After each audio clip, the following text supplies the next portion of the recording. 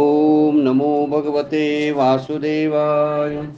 ओम नमो भगवते वासुदेवाय.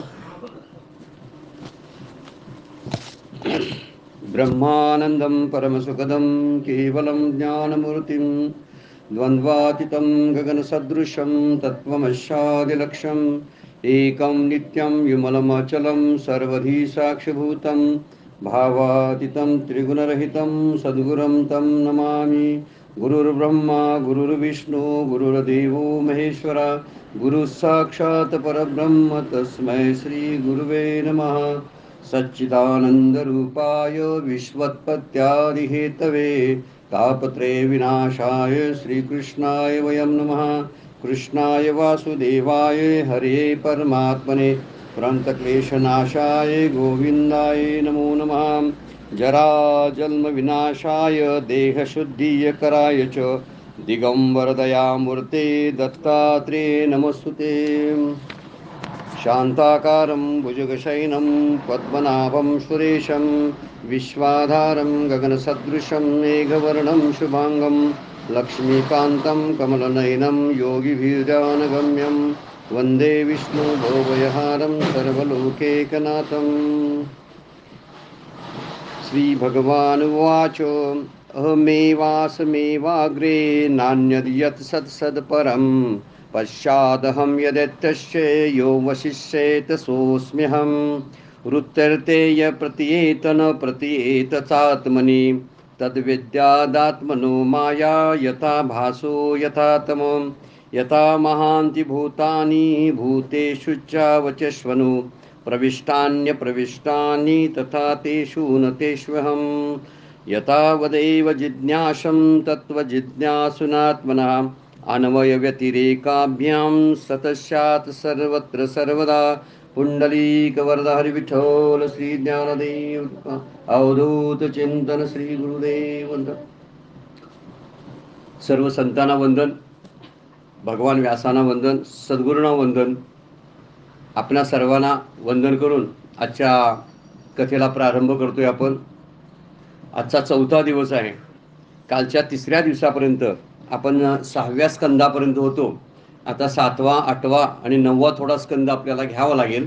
बघू त्यात कसं असेल तसं, म्हणजे जेवढ्या वेळेत आपल्याला बसवता येईल तेवढ्या वेळात बसवण्याचा आपण प्रयत्न करायचा आहे. पण आता आपण 7व्या स्कंदाला सुरुवात करतो. आणि 7वा स्कंद त्या संदर्भातला परीक्षितांचा प्रश्न आहे आणि त्या प्रश्नावरती शुकाचार्य उत्तर देतात की ईश्वर आहे, समभाव दाखवतो, तर जगामध्ये विषमता का दिसायला लागते आपल्याला. ईश्वर समभाव आहे. समभाव म्हणजे सगळ्यांना समान वागवतो, तरी पण जगामध्ये विषमता कशामुळे दिसते. एक कमी एक जास्त, एक गरीब एक श्रीमंत, एक रोगी एक निरोगी, असं का जगामध्ये चाललेलं आहे. एक सुखात असतं एक दुःखात असतं, एक रडत असतं एक हसत असतं. देवानं सगळ्यांना जन्माला घातले ना, मग समानता असायला पाहिजे होती. पण कुठंच समानता दिसत नाही. बऱ्याच ठिकाणी विषमता दिसते. आणि हा प्रश्न खरोखर आपलाच प्रश्न आहे. परीक्षितीने विचारला शुकाचार्यांना आणि शुकाचार्य त्याचं उत्तर देणार आहेत. त्यामुळे भगवंत अनेक जीवावरती अनुग्रह करत असतात आणि अनुग्रह झाल्याशिवाय भगवंताची ओढ वाटत नाही. अनुग्रह शब्दाचा अर्थ आहे कृपा करणं. भगवंताची कृपा व्हावी लागते, त्याशिवाय गुरूंची कृपा होत नाही. अगोदर शास्त्रकृपा, नंतर भगवंत कृपा, नंतर गुरुकृपा अशी आहे. असा हा क्रम आहे. त्यामुळे श्री गुरुकृपा केव्हा होते. भगवंतांना अनुग्रह अगोदर करावा लागतो. भगवंतांना आपल्याला निवडावं लागतं. आपण निवडलेली माणसं आहोत म्हणून भागवत ऐकायला, आपण कथा ऐकायला आलो. इतर सगळी माणसं काय येत नाहीत, तर त्याला कारण आहे त्यांना निवडलेलं नाही. त्यांचा दोष नाही, त्यांच्या प्रारब्धामध्ये असणारा काहीतरी दोष असतात आणि त्यामुळे तिकडं ओढ निर्माण होत नाही. म्हणून यात न येणाऱ्यांना सुद्धा नावं ठेवायचं काही गरज नाही. आणि येणारे जे असतात ते येणारे येतातच. ते त्यांना अडवलं तरी ती अडवून राहणार नाहीत, असं असतं. आता या ठिकाणी आता कुठंतरी सेलिब्रिटी, एखादा टी व्हीतल्या मालिकेतली एखादी नटी आली असते तर किती लोक जमले असते कौलवातले फोटो घ्यायला, त्यांच्याबरोबर फोटो काढायला भरपूर लोक जमतात. पण ज्यावेळी ज्ञानाचं काहीतरी असतं, काहीतरी सुखाचं असतं, कल्याणाचं असतं, ते नको वाटतं. जे ज्या ठिकाणी काहीतरी भोग आहेत ते भोगच जास्त जीवाला आवडत असतात. म्हणून भागवत कथा आपण ऐकायची, त्याच्यातलं अमृत प्राशन करायचं आहे. कारण ते अमृत आपल्याला अमृतत्वाची प्राप्ती करून देणारं असतं. अमृतत्वाची प्राप्ती या शब्दाचा अर्थ भगवंताचं दर्शन घडवून आणण्याचं काम भागवत करत असतं. म्हणून भागवत कथा ज्या आहेत श्रेष्ठ आहेत. आपलं श्रवणेंद्रिय पुण्यवान होतात, शुद्ध होतात आणि आपलं अंतःकरण शुद्ध व्हायला लागतं या कथेमुळं. म्हणून ही कथा कानात तरी घ्यावी, कानात साठवावी आणि कानाच्याद्वारे अंतःकरणात उतरावी. म्हणून शाळेसाठी म्हणतात. पण त्याचा योग जो आहे, जो भगवंत अनुग्रह करण्याचा योग आहे, तो योग उपयोग करण्याचं माणसाला कळत नाही. मात्र आपल्याला आणून दिलेला आहे, आपल्यापुढं शरीर मांडून दिलेलं आहे. या शरीराचा उपयोग जर आपण करत नसू तर मग इतरांच्या शरीरासारखंच आपलं शरीर झालं ना. त्यामुळे हा विचार जर ज्याला सुचतो ना, आणि ह्याचं महात्म्य पण पटायला पाहिजे. नाही महात्म्य पटलं ना तर तिकडं कोण वळतच नाही. महत्त्व कळलं तर कळते ना. आपण एखादी गोष्ट जी आवडीची आहे ती पहिल्यांदा उचलतो बघा, कारण त्याच्याबद्दलचा महात्म्य आपल्याला ठाऊक असतं. समजा एका ठिकाणी दगड आहे आणि दुसऱ्या ठिकाणी एक सोन्याचा खडा ठेवलेला आहे, तर आपण उचलताना सोन्याचा खडाच उचलू ना, कारण त्या सोन्याचं महात्म्य, त्याची किंमत आपल्याला माहीत आहे. दगडाची किंमत 0 आहे, सोनं आता 60,000 रुपयाने तोळा आहे. ह्या दोन्हीतला फरक आपल्याला कळतो. असा फरक आपल्याला प्रपंच आणि परमार्थामधला कळायला पाहिजे ना. प्रपंच हा दगडासारखा आहे आणि परमार्थ हा हिऱ्यासारखा आहे. पण तो आता कुठलं उचलायचं ह्याचा सारासार विवेक जो आहे तो ज्याला त्याला सुचायला पाहिजे. तो भगवत कृपेने सुचतो. कधी कधी शास्त्रकृपा होते, श्री गुरुकृपा होते आणि मग हळूहळू सुचायला लागतं. मग या गोष्टीचा विचार अगदी साकल्यानं करणं गरजेचं आहे. माझ्यासाठी कल्याणाचं काय. माऊलींची ओवी आहे फार सुंदर. आत्मलाभा सारखे गोमटे काहीच न देके, म्हणून भोग विषयके हरके ना जो. ज्याला भोगाची आवड राहत नाही किंवा कुणाला, ज्याला आत्मलाभाची आवड निर्माण झालेली आहे त्याला. आत्मलाभ जर श्रेष्ठ वाटत असेल ना, तर जे श्रेष्ठ आहे तेच निवडतो. एका कीर्तनकारांनी सांगितलेली कथा आहे, छोटीशी कथा आहे पण गंमतशीर कथा आहे बघा.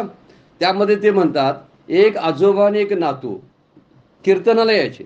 कीर्तनाचा सप्ताह चालू होता, दररोज कीर्तन. महाराज कीर्तन करायचे 2, 2.5 तास, 3 तास, आणि एवढे सगळे लोक जमा व्हायचे.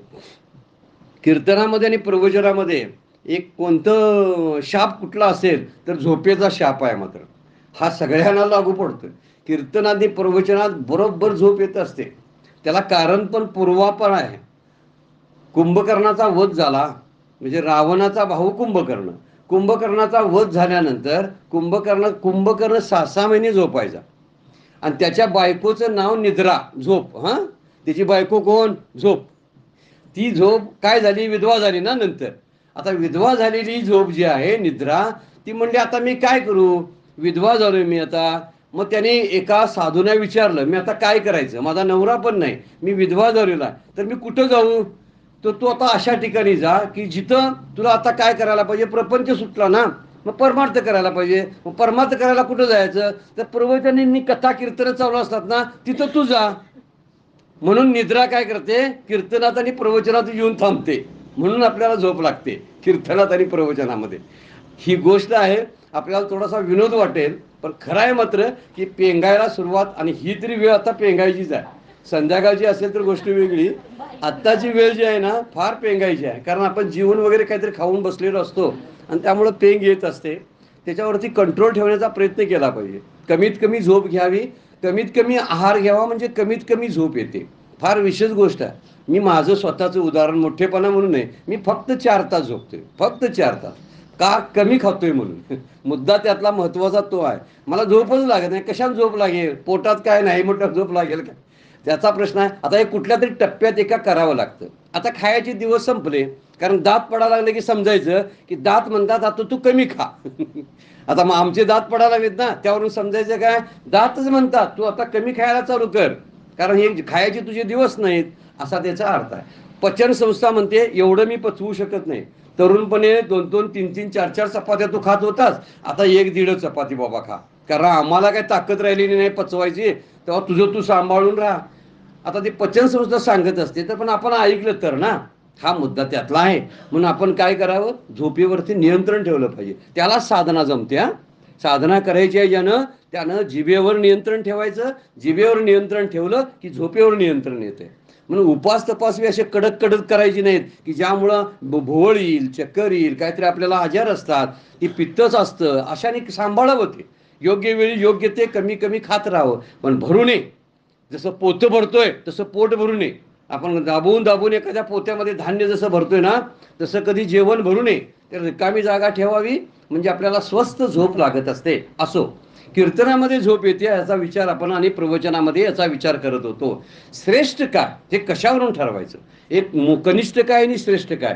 ते आजोबा आणि नातू दोघंही कीर्तनाला यायचे, पण कीर्तनाला आले की आजोबा वयस्करच, त्यांना पेंग यायची नेमाप्रमाण. ते बरोबर आपला खांब धरून बसायचे. कीर्तनात बरीचशी मंडळी असतात, पहिल्यांदा येतात त्याचं कारण बघा, खांब धरायला मिळतो त्यावेळी ती पहिल्यांदा येत असतात, आणि ती खांब धरतात. खांब धरला की ते पेंगायला चालू करतात.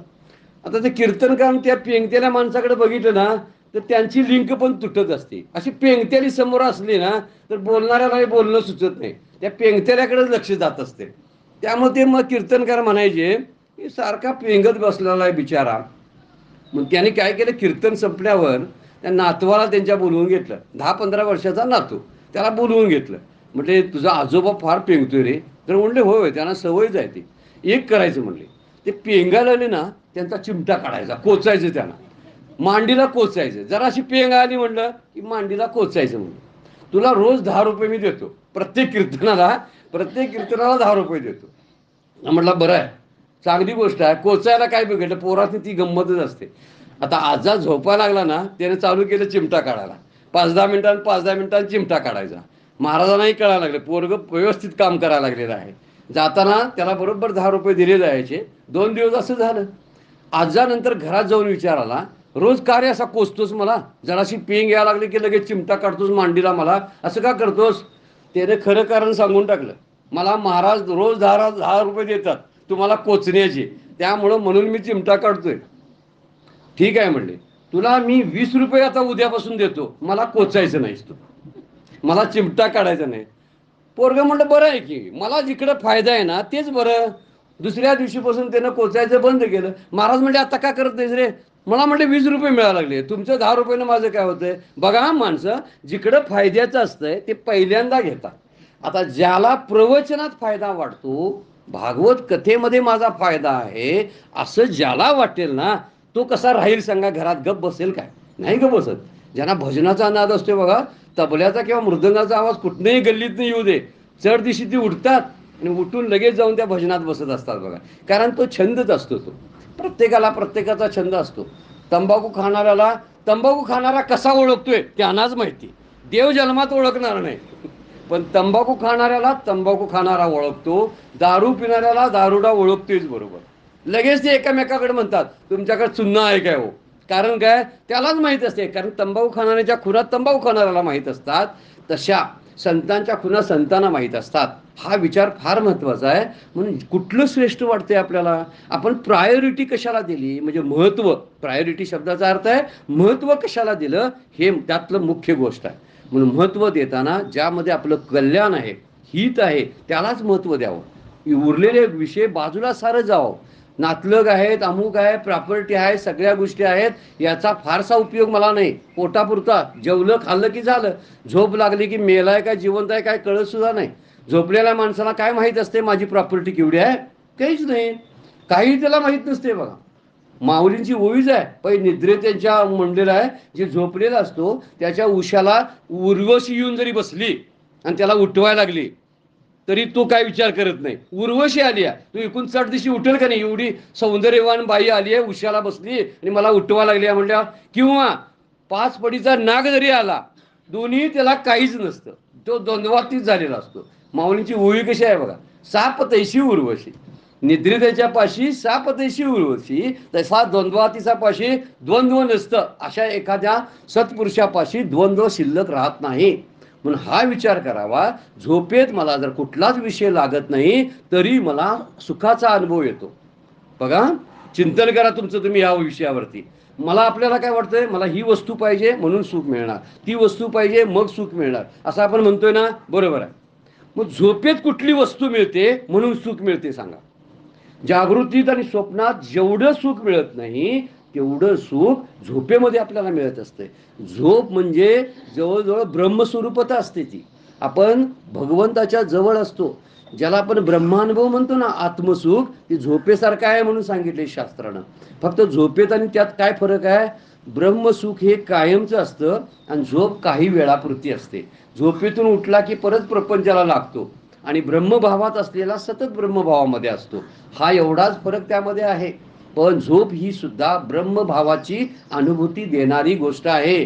झोपेत काहीही वस्तू नसल्या, जवळ काय ठेवलंय काय माहीत नसतं. काही असू दे, त्याचा पत्ता सुद्धा नसतो. एखाद्याला समजा सांगा, कितीही सांगा, तुला सगळं देतो, पण एक करायचं, झोपायचं नाही. तो म्हणेल मला सगळं नको, पण मला झोपायचं आहे. आपल्यावरून अनुभव घ्यायचा. म्हणजे याचा अर्थ झोपेमधलं सुख आहे कुठल्याही वस्तूच्या निरपेक्ष सुख आहे. कुठलीही वस्तू लागत नाही, कोण व्यक्ती लागत नाही, तर झोपेला आपण एकटेच लागतो. एकट्यालाच ती भोगता येते. किती गंमतशीर गोष्ट आहे. आणि ईश्वराचं सुख सुद्धा आहे, भगवंताचं, हे एकट्यालाच भोगता येतं. दोघा तिघांनी घेऊन भोगता येत नाही. तिथं बायको लागत नाही, नवरा लागत नाही, मुलं लागत नाही. असतील तर त्यांची अडचण होते. उलट ती नकोत म्हणतोय आपण. कारण ध्यानाला बसलो तर बायको जवळ असून काय उपयोगाची, नवरा जवळ असून उपयोगाची काय, पोरांचा कलकलाट थांबलेला बरा. जाऊ द्यात एकदा पोरं शाळाला. ज्यांना वेळ लागलेला असतं ना, ज्या स्त्रियांना अशा नामस्मरणाचं किंवा वाचनाचं, कधी एकदा पोरासनी डबे करून शाळेला पाठवतो, नवरा एकदा कामावर जाऊ दे, दार बंद करतो आणि शांत वाचत बसतो, असं त्यांना वाटत असतं. आता ही गोष्ट आपल्यात लक्षात घेण्यासारखी आहे. मी सुद्धा पूर्वीच असा प्रकार करायचा. शनिवार रविवारी जर सुट्टी असली ना, तर मी बऱ्याच वेळा बायको कुठं बाहेर गेली तर बाहेरून कुलूप घालून जा म्हणायचा मी. का? कुलूप घातलं की पाहुणेही बाहेरच्या बाहेर जातात, आत येत नाही कोण. हे काय माणूस घाणपणा नव्हे. रोज येते, उठायचं काय, बसलासा काय आणि उठलासा काय, तुम्ही घरात बसलासा काय, काय करावा असा, कशाला उगीच काहीतरी पंचायत करत बसायची. आणि आम्हाला आठवड्यातून एखादा दिवस मिळेला असतोय वाचनाला, तोही या पाहुण्यांच्यात जर घालवत बसलो आपण, तर राहिलं आयुष्यात काय शिल्लक हो. ह्याचा विचार करणं फार गरजेचं आहे ना. आपण जेव्हा हा विचार करू तेव्हा आनंद कशामध्ये आहे तो पकडायचा. ज्यामध्ये वेदना होतात, दुःख होते, त्यांच्या संगतीत सुद्धा जायचं नाही. त्या विचाराच्या संगतीत जायचं नाही, माणसांच्या संगतीत तसल्या जायचं नाही की ज्यांचा त्रास होतोय आपल्याला. ज्यांच्या जवळ गेलं ना, बसूच वाटत नाही. असल्याना कशाला संगतीत जायचं. तरी आपण म्हणतोय काय चाललंय बघूया की त्यांच्यात काय चाललंय. काय चाललेलं नसतं आणि काय नसतं. आपण आपल्या स्वतःच्या सुखाचा अनुभव घेणं फार गरजेचं आहे. आणि म्हणून इथं म्हटलेलं आहे, जास्त महत्त्व कशाला द्यायचं, तर जास्त महत्त्व आपल्या स्वतःच्या कल्याणाला द्यायचं. मुलांना द्यायचं नाही, नवऱ्याला द्यायचं नाही, बायकोला द्यायचं नाही, आपलं कल्याण बघायचं. फार महत्त्वाची गोष्ट आहे, लक्षात ठेवणं. याज्ञवल्क्य मुनी ऋषी होऊन गेले आणि त्यांनी त्याचं वर्णन बृहदारण्यक नावाचं उपनिषद आहे. आमच्या सद्गुरू डॉक्टर काकाने त्याच्यावरती भाष्य लिहिलेलं आहे. बृहदारण्यक उपनिषद आहे. त्या उपनिषदामधला एक संवाद आहे. याज्ञवल्क्य आणि त्यांची पत्नी मैत्री, हा दोघांमधला संवाद आहे. त्यांना 2 बायका होत्या. 2 बायका होत्या तरी सुद्धा ते मुक्त झाले बरं काय. म्हणजे बायकांचा डिस्टर्ब होतोय असं म्हणायची काही गरज नाही, किंवा नवऱ्याचा डिस्टर्ब होतोय हे म्हणणं पळपुटेपणाचं आहे. आमचा नवरा ऐकत नाही हो, माझ्याबरोबर कथेला येत नाही, नाही ना तिकडं आपण यायचं. बायको येत नाही, नाही आहे ना, माझा मी एकटा येतो. वास्तविक जोडीनं परमार्थ करावा, त्या परमार्थाला फार दर्जा असतो. दोघांनी एकत्र जर परमार्थ केला ना, तो परमार्थ फार सुफळ होत असतो. कारण दोघांची, नवरा बायकोंची मनं एक असतात आणि एका पद्धतीने करता येतात. एकामेकाला ती ॲडजस्ट करतात. नवरा ध्यानाला बसलाय, ध्यानाचं महत्त्व बायकोला माहीत असते, त्यामुळे ती त्याला डिस्टर्ब करत नाही. बायको नामाला बसली तर नवरा म्हणतोय नाम काय आहे मला माहिती आहे, त्यामुळे तो तिला डिस्टर्ब करत नाही. ज्ञानेश्वरी वाचायला लागली किंवा दासबोध वाचायला, मला असली ओवी सापडली, मग चर्चा करत बसतात दोघं जण. दोघे एका मताचे असतात ना.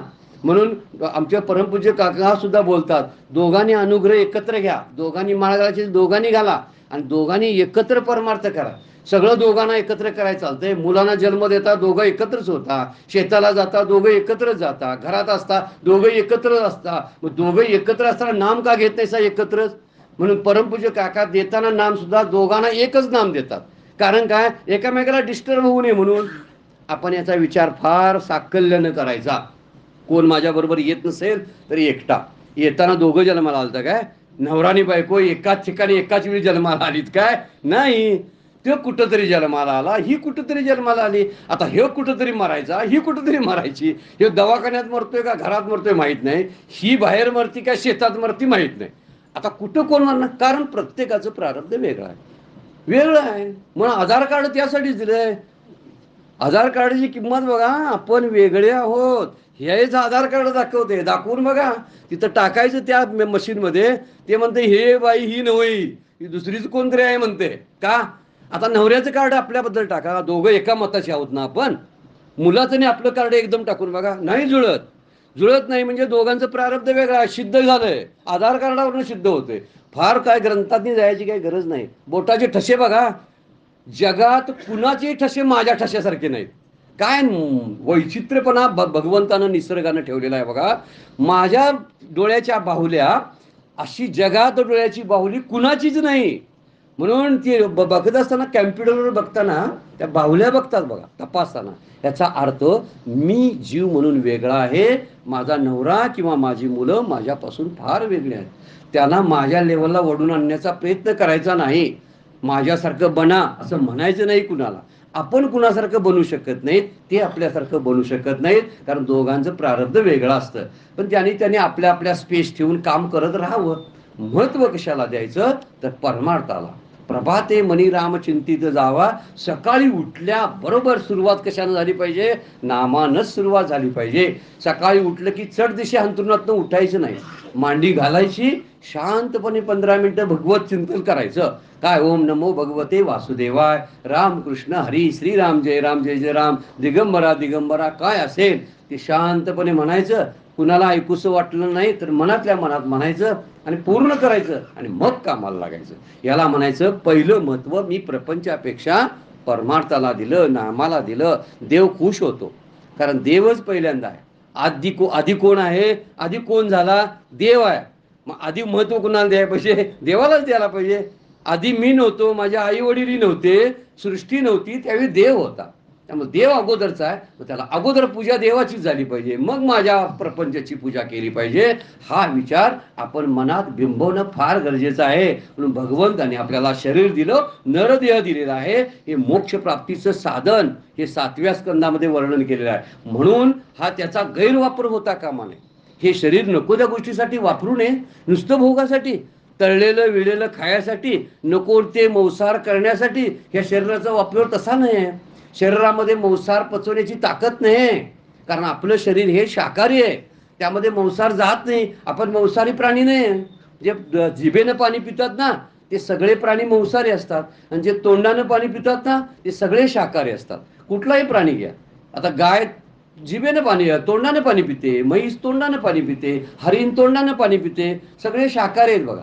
वाघ, कुत्रं, मांजर जिभेनं पाणी पितात बघा. माणूस तोंडानं पाणी पितो म्हणून तो शाकाहारी आहे.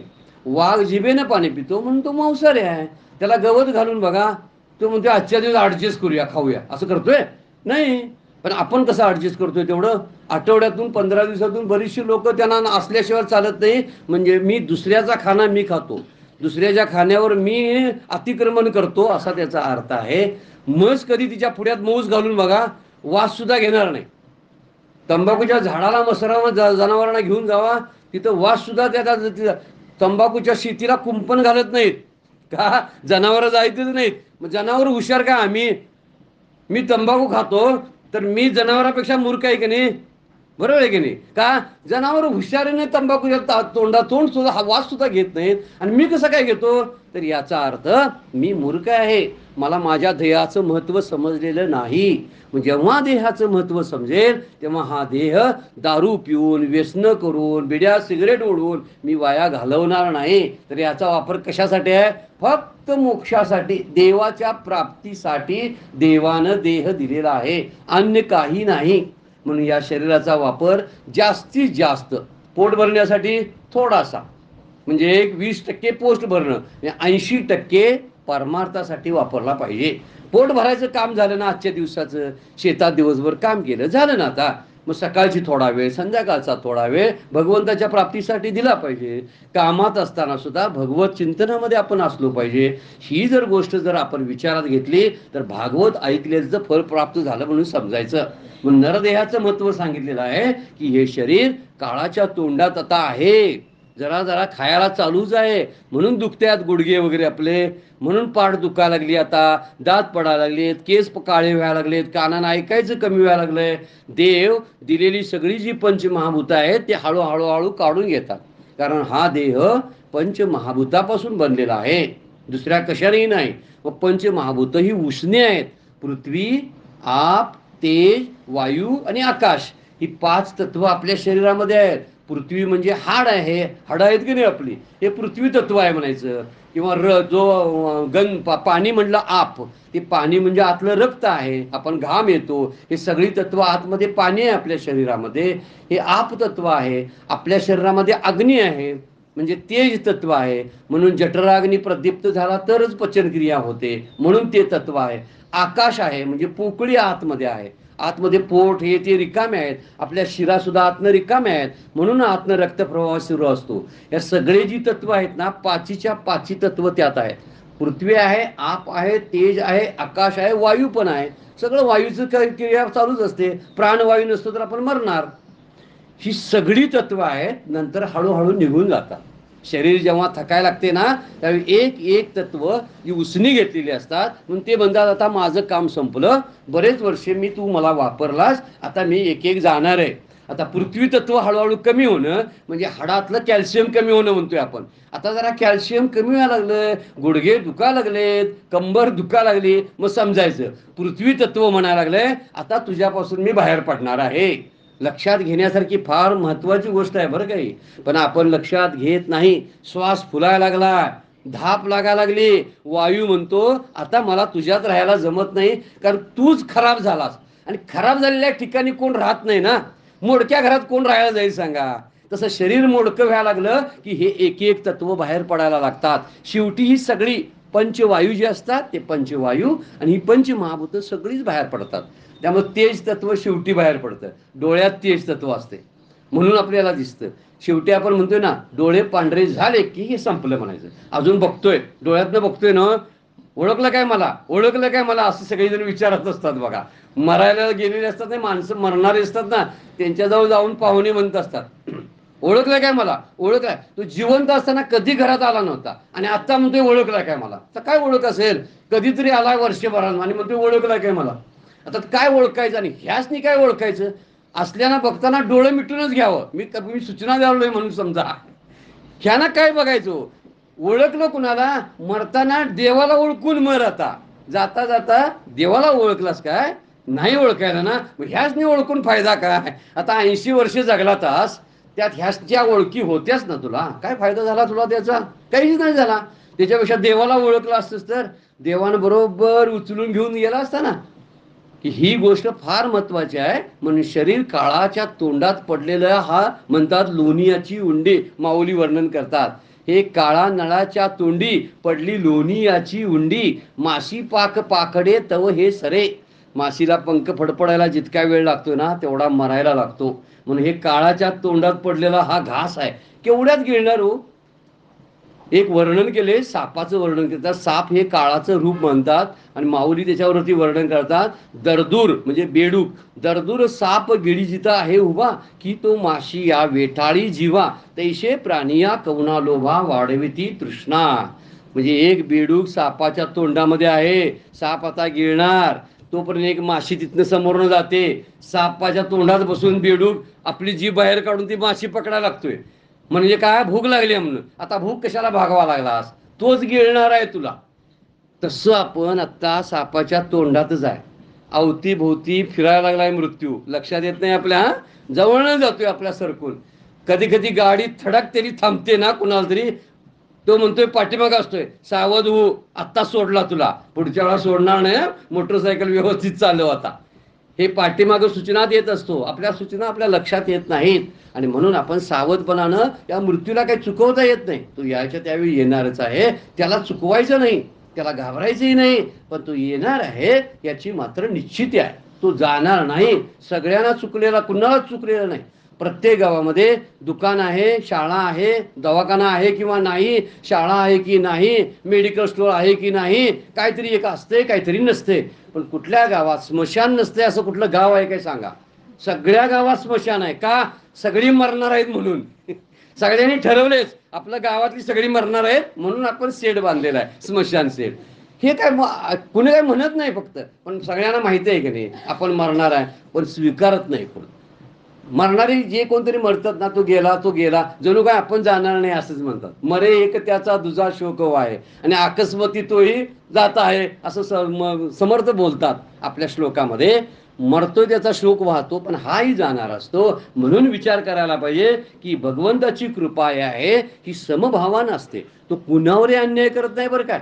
एक सज्जनांना मात्र चांगलं द्यायचं आणि दुर्जनाला काही द्यायचं नाही. उदाहरणार्थ बघा, सज्जनांना वायू द्यायचा सगळा श्वास घ्यायला, आणि दुर्जन जे असतात ना, म्हणजे गुंड वगैरे आहेत, त्यांना श्वास घ्यायला हवा द्यायची नाही. असं कधी झालंय का बघा.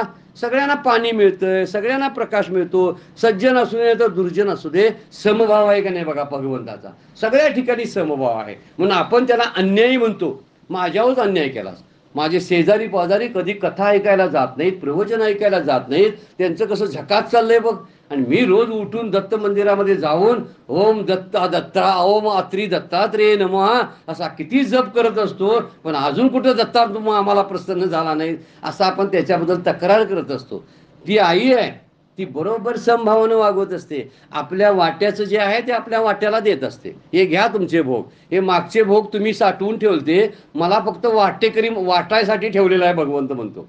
हा तुमचा भोग, हा तुमचा भोग, तुमचं तुम्ही घ्या. त्यात सुख आहेत आणि दुःख आहेत, आपले आपण भोगत बसायचे असतात. पण आपण तसा विचार न करता भगवंताला नावं ठेवतो. म्हणून ईश्वर हे असमानतेनं कधी विषमतेनं कधी वागवत नाही. हे 7व्या स्कंदामध्ये वर्णन करायचं चालू आहे. आणि परीक्षिताचा प्रश्न आहे, ईश्वर हा समभाव दाखवतो तर जगात विषमता काय आहे असा शुकाचार्यांना हा प्रश्न विचारतो. आणि शुकाचार्य उत्तर देतात की व्यवहारामध्ये विषमता दिसते. व्यवहार करताना विषम वागावेच लागते. एखादी शिपाई आणि एखादा साहेब एकाच खुर्ची बसून चालतील काय सांगा बघू. विषमता दाखवायला पाहिजे का नाही. त्या शिपायानं लुटूनच काढायला पाहिजे, आणि साहेब असतो त्यानं फक्त सह्याच करायच्या आहेत. आता पगार जे असतो कुणाला, सही नुसता करतोय, काय घाम नाही काय नाही, एसी खाली बसलेला आहे फॅन खाली, आणि त्याचा पगार 1,00,000. आणि जो लुटून झाडून रोज पाणी भरतोय, राब राब राबतोय असा शिपाई असतो, त्याचा पगार 10,000. असं काय मग विषमता ही. तर ही विषमता राहावीच लागते. आपण म्हणतोय सगळे समान व्हायला पाहिजेत. आता नवीन कायदा यायला लागलाय, समानतेचा कायदा. चालत नाही. हा समानतेचा कायदा फक्त राजकीय दृष्ट्या चालेल, नोकरीच्या बाबतीमध्ये चालेल, पण रोजच्या जीवनामध्ये समानता चालत नाही. बायको ती बायकोच असते, नवरा तो नवराच असतो. नवरा बायको कशी बनेल, का बायको नवरा कसा बनेल सांगा बघू. ज्याची त्याची वैशिष्ट्य त्यांनाच दिलेत. काय पुरुषानं काय मुलं जन्माला घालू शकत नाही. ही विषमता राहणारच आहे. ही व्यवहारातली विषमता आहे असं शुकाचार्य पटवून देतात. म्हणून व्यवहारातली विषमता असू शकते, पण ही वेगवेगळी विषमता जी आहे तो समदर्शी आहे. समव्यवहारी होता येत नाही, तो समदर्शी आहे. समदर्शी म्हणजे सगळ्यांना समान बघायचं. माणसं सगळी समान आहे, पण व्यवहार करताना असमानतेने करायला लागतो. बरोबर आहे की नाही. असमानतेचा व्यवहार तसाच असतो. म्हणजे ज्यावेळी एखादा बाप असतो, बायकोला आलिंगन देताना त्याची भावना, आणि आपलीच मुलगी असते त्या मुलगीला आलिंगन देतानाची भावना कशी वेगवेगळी असते बघा. तिथं समानता ठेवून चालेल काय. नाही, सगळी समान आहेत असं चालत नाही. ती व्यवहारातली विषमता सांभाळावीच लागते असं शुकाचार्य चालतात. म्हणून अद्वैत जे आहे ते अद्वैत राहणार आहे. आणि भगवंताने असुरांचा सुद्धा नाश केला की त्यांच्यावर कृपा आहे. परीक्षित काय म्हणतो, असुर जे आहेत ना त्यांना तुम्ही उद्धार का करता त्यांचा. सगळ्या राक्षसांचा ज्याने ज्याने भगवंतानी ज्यांना मारलेला आहे त्यांचा उद्धारच झाला. का, भगवंताच्या हातातून मरण आलं ना, त्यामुळे उद्धार झाला. मग परीक्षित विचारतो, एवढे दुराचारी होते, दुष्ट होते, आणि तुम्ही त्यांना मोक्ष देताय. आणि बरेचसे सज्जन मंडळी आहेत, थोडी साधना पण करतात, आणि त्यांना का तुम्ही मोक्ष देत नाही. तर त्याला कारण सांगायला लागलेले आहेत. हे त्यांच्या पाठीमागल्या जन्माच्या सगळ्या कहाण्या जर आपण तपासून पाहिल्या तर त्यामध्ये आहे. जर आपण विचार केला तर ज्याच्या ठिकाणी जे घडलेलं असतं ते बरोबर असतं. आपण फारसा विचार करू नये. एखादा चोरी करायला निघालेला आहे, आता चोरी करून पाप होणार का नाही, होणार. ह्याचं पाप जास्त होऊ नये म्हणून काही वेळा काय होतं, तो चालता चालता मोठ्या तरी कुठल्या तरी खड्ड्यात चोर पडतो. पडला की त्याच्या मांडीचं हाडच मोडलं म्हणून तिथनंच लंगडत घराकडे येतोय. चोरी करायची राहिली. आता चोरी करायची राहिली हे चांगलं झालं का वाईट झालं. चांगलं झालं, पण पाय मोडला ना, मोडू दे, पण मोठ्या गोष्टीपासून तो परावृत्त झाला का नाही, मग आता आपण म्हणायला पाहिजे भगवंताने शिक्षा दिली बघा, माझा पाय मोडला. अरे पाय मोडला तर चोरीच्या मोठ्या पापापासून वाचवला ना तुला. तू जर पकडला गेला असतास तर तुला मोठी शिक्षा झाली असती. त्याच्यापेक्षा 15 दिवस ॲडमिट जाऊन पाय दुरुस्त करून आलेलं बरं. ही जी गोष्ट आहे, भगवंत तसंच करतात. म्हणजे ईश्वर हा काही करत नाही, अकर्ता असतो. जरासं तत्वज्ञान आहे बघा. तत्वज्ञान म्हणजे काय, कथा नाही आहे ती. कथा नसली की ऐकूच वाटत नाही ना, सारख्या कथा ऐकायला बऱ्या वाटत असतात. पण ईश्वर हा अकर्ता आहे. ब्रह्म कसं आहे माहिती आहे का, ब्रह्म म्हणजे हा भगवान, जिकडं सगळीकडे व्यापक जो असतो ना ईश्वर, त्याला ब्रह्म म्हणायचं. मंदिरामध्ये आपण असते ना, त्याला मूर्तीला आपण देव म्हणतो. तसं सगळीकडे देव आहे. जसा आकाश सगळीकडे आहे ना, तसा सगळीकडे देव आहे. सर्वा घटी राम देहादी एक, सूर्यप्रकाशक शस्त्ररश्मी. प्रत्येक सूर्याच्या किरणामध्ये तू वेगवेगळं जाणवतो. हे एक वेगळं किरण, ते एक वेगळं किरण, वेगळं किरण वाटत असेल, पण सूर्य एकच आहे. हा मुद्दा जर लक्षात घेतला तर ब्रह्म व्यापक आहे. आणि म्हणून त्याचा जरी विचार करायला लागला तर ईश्वर इकडं तिकडं येणं जाणं त्याला नाही. तो इकडं गेला, तो तिकडून इकडं आला, देव त्या गावाला गेला, असं होत नाही. तो सगळे आकाश कधी गेले का कुठं बघा. हितनं जावा अमेरिकेला प्रवास करा, आपण म्हणतोय आता भारतातलं आकाश घेऊन मी तिकडे निघालोय. नाही, आकाश तिथं पण आहे. भारतात होतं तसं अमेरिकेत पण आहे. मग सगळीकडलं आकाश जसं कायम असतं, तसा देव सगळीकडे असतो. ह्या उदाहरणावरून लक्षात आलं असेल की देव सगळीकडे असतो. आपण समजा कुठंतरी गेलो, गाडीतून गेलो, मुंबईला गेलो. हा, गाडीतून मुंबईला जाताना मुंबईला पोचल्यानंतर मुंबई आली असं आपण म्हणतोय की नाही. आता मुंबई आली म्हणायला, मुंबई गेली होती कुठं सांगा. गेली होती काय, मुंबई आली गेली नाही, आमची गाडी आली गेली. हा मुद्दा त्यातला आहे. आपण येतोय जातोय, शरीराने मी आलो आणि शरीराने गेलो, पण माझ्यातलं तत्व कुठंच गेलेलं नाही, ते तिथंच आहे. एखाद्या घटामध्ये एक तांब्या आहे. हा, तांब्यामध्ये आकाश असते बघा, मोकळी जागा, त्याला आकाश म्हणतात. मोकळ्या जागेला तिथं आकाश भरलेलंच असतं, दिसत नाही फक्त. आणि मोठा हॉल असा आहे, त्या हॉलमध्ये सुद्धा आकाश असतं. दोन्ही आकाश असतात बघा. समजा तो तांब्या मोडला, बंद होता तांब्या, तो फुटला. फुटला तर त्यातलं आकाश कुठं जाईल सांगा बघू. तर ते बाहेर जे आकाश आहे ना त्यामध्ये जातं. म्हणजे त्याला घटा आकाश आणि मटा आकाश म्हणतात शास्त्राच्या भाषेमध्ये. तर ते आकाश मोठ्या आकाशामध्ये मिक्स झालं. तसं माझा हा घट म्हणजे शरीर हे घट आहे, मडकं आहे. आता हे मडकं आहे कळायला पाहिजे, ते समजतच नाही. कोणतरी पुढं धडवून मडकं घेऊन जाण्यापूर्वी ते समजायला पाहिजे. परमपूज्य काकांचा दृष्टांत आहे. ते काय म्हणतात, पुढे आपल्याला जाताना चौघजण ज्यावेळी खांद्यावर घेऊन जातात, त्यावेळी एक जण मडकं घेऊन असतोय ना पुढं आमचा कोणतरी, तो मडकं घेऊन जाता हे कळायला पाहिजे की ह्या मडक्यासारखा माझा देह आहे. हे जाण्यापूर्वी कळायला पाहिजे हे मडकं आहे. म्हणून म्हणतात ते घट, घट शब्द जो वापरलाय ना, प्रत्येक घटाच्या ठिकाणी भगवंत आहे. घट म्हणजे ते मडकं आहे. तर माझा देह मडकं आहे. मग माझं हे मडकं फुटलं तर माझ्यातलं ते तत्व आहे ना देवाचं, ते कुठं गेलं सांगा. ते आहे त्या मूळच्या तत्वामध्ये विलीन झालं, मेलं नाही ते. जसं मगाचं आकाश मेलं नाही तसं मी मरत नाही. मग सरळ शब्द आहे ना, मी मरत नाही. मग हे तत्वज्ञान आपण लागू करायला पाहिजे ना. मी कधीच मरत नाही, माझं शरीर मरतं. कारण शरीराला जन्म आहे म्हणून त्याला मृत्यू आहे. मला जन्म नाही, मी जन्मतही नाही म्हणून मरतही नाही. म्हणून मी सदाच आहे, सदा संचला, येत ना जात नाही, तयाविन रीता ठाव नाही, असं समर्थ बोलतात. सगळीकडे भगवंत म्हणजे भरला घनदाट हरी दिसे, असं माऊली बोलतात हरिपाठामध्ये. त्याचं कारण आहे, कारण ईश्वर निराकार रूपाने सर्वत्र व्यापलेला आहे. आकार नाही त्याला, सगळीकडे. आपण काहीतरी पूजा करायला पाहिजे म्हणून मूर्ती तयार केली. वास्तविक मूर्तीतच, पण मूर्तीत पण तो आहे.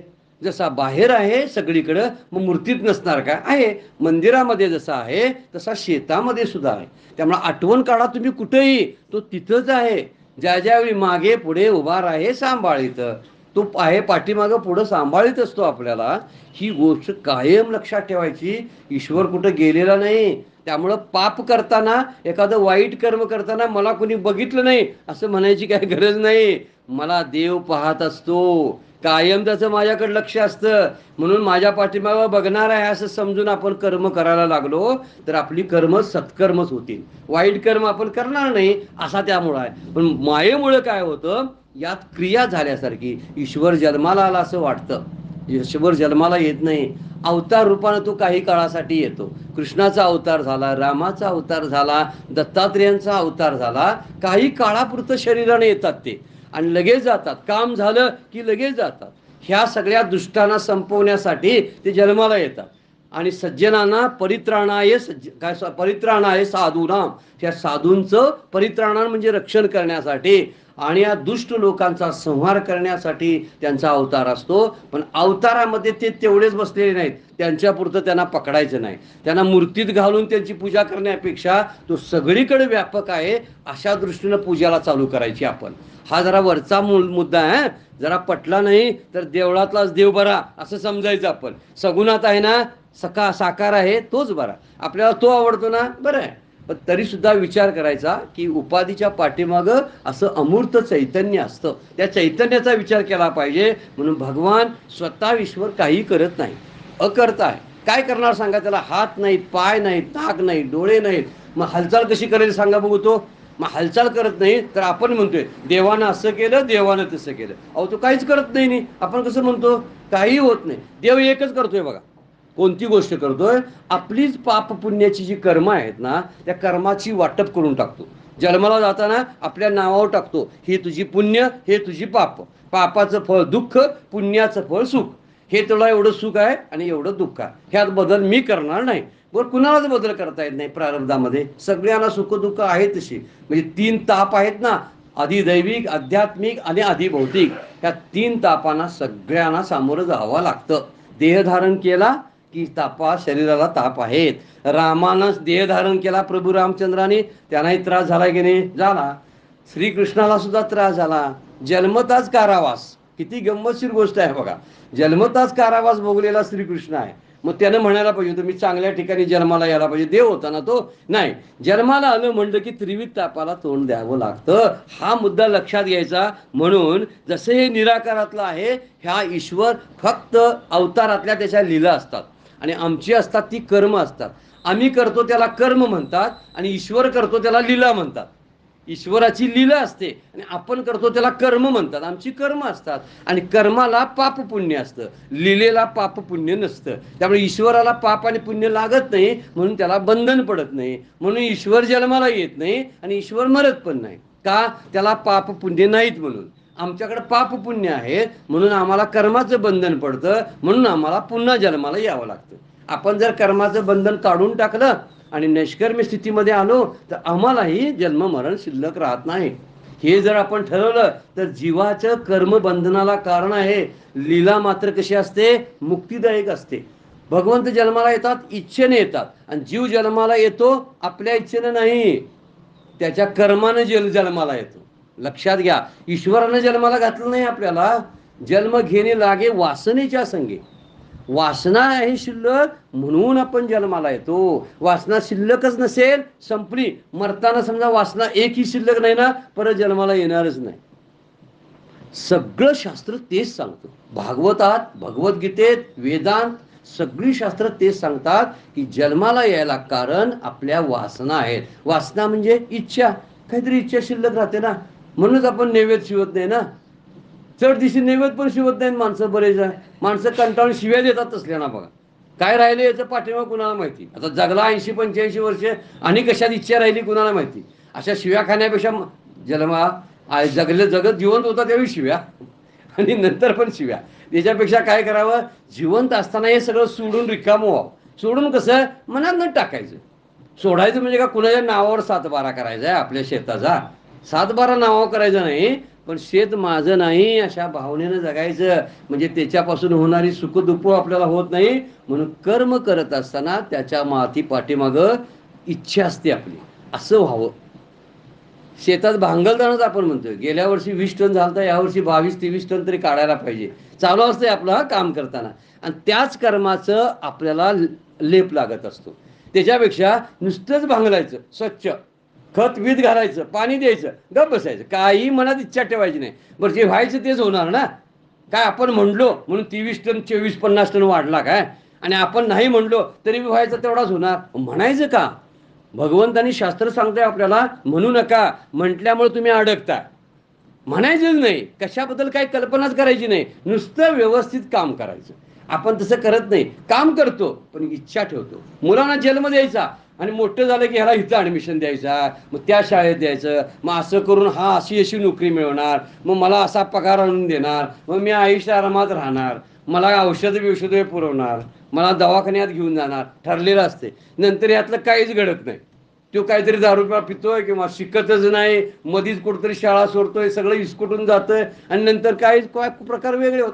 कदाचित बरोबर झालं तरी सुद्धा कर्माचा लेप आपल्याला लागतो आणि पुन्हा जन्माला लागतं. म्हणून जशी विषमता जी आहे ती मायेमुळे दिसते. भगवंत विषमता दाखवत नाही, सगळ्यांच्यावर कृपा करतो. सज्जनावर जशी कृपा करतो तशी दुर्जनावरती सुद्धा कृपा करतो. म्हणून त्यांनी दैत्यावर सुद्धा कृपा केलेली आहे बघा.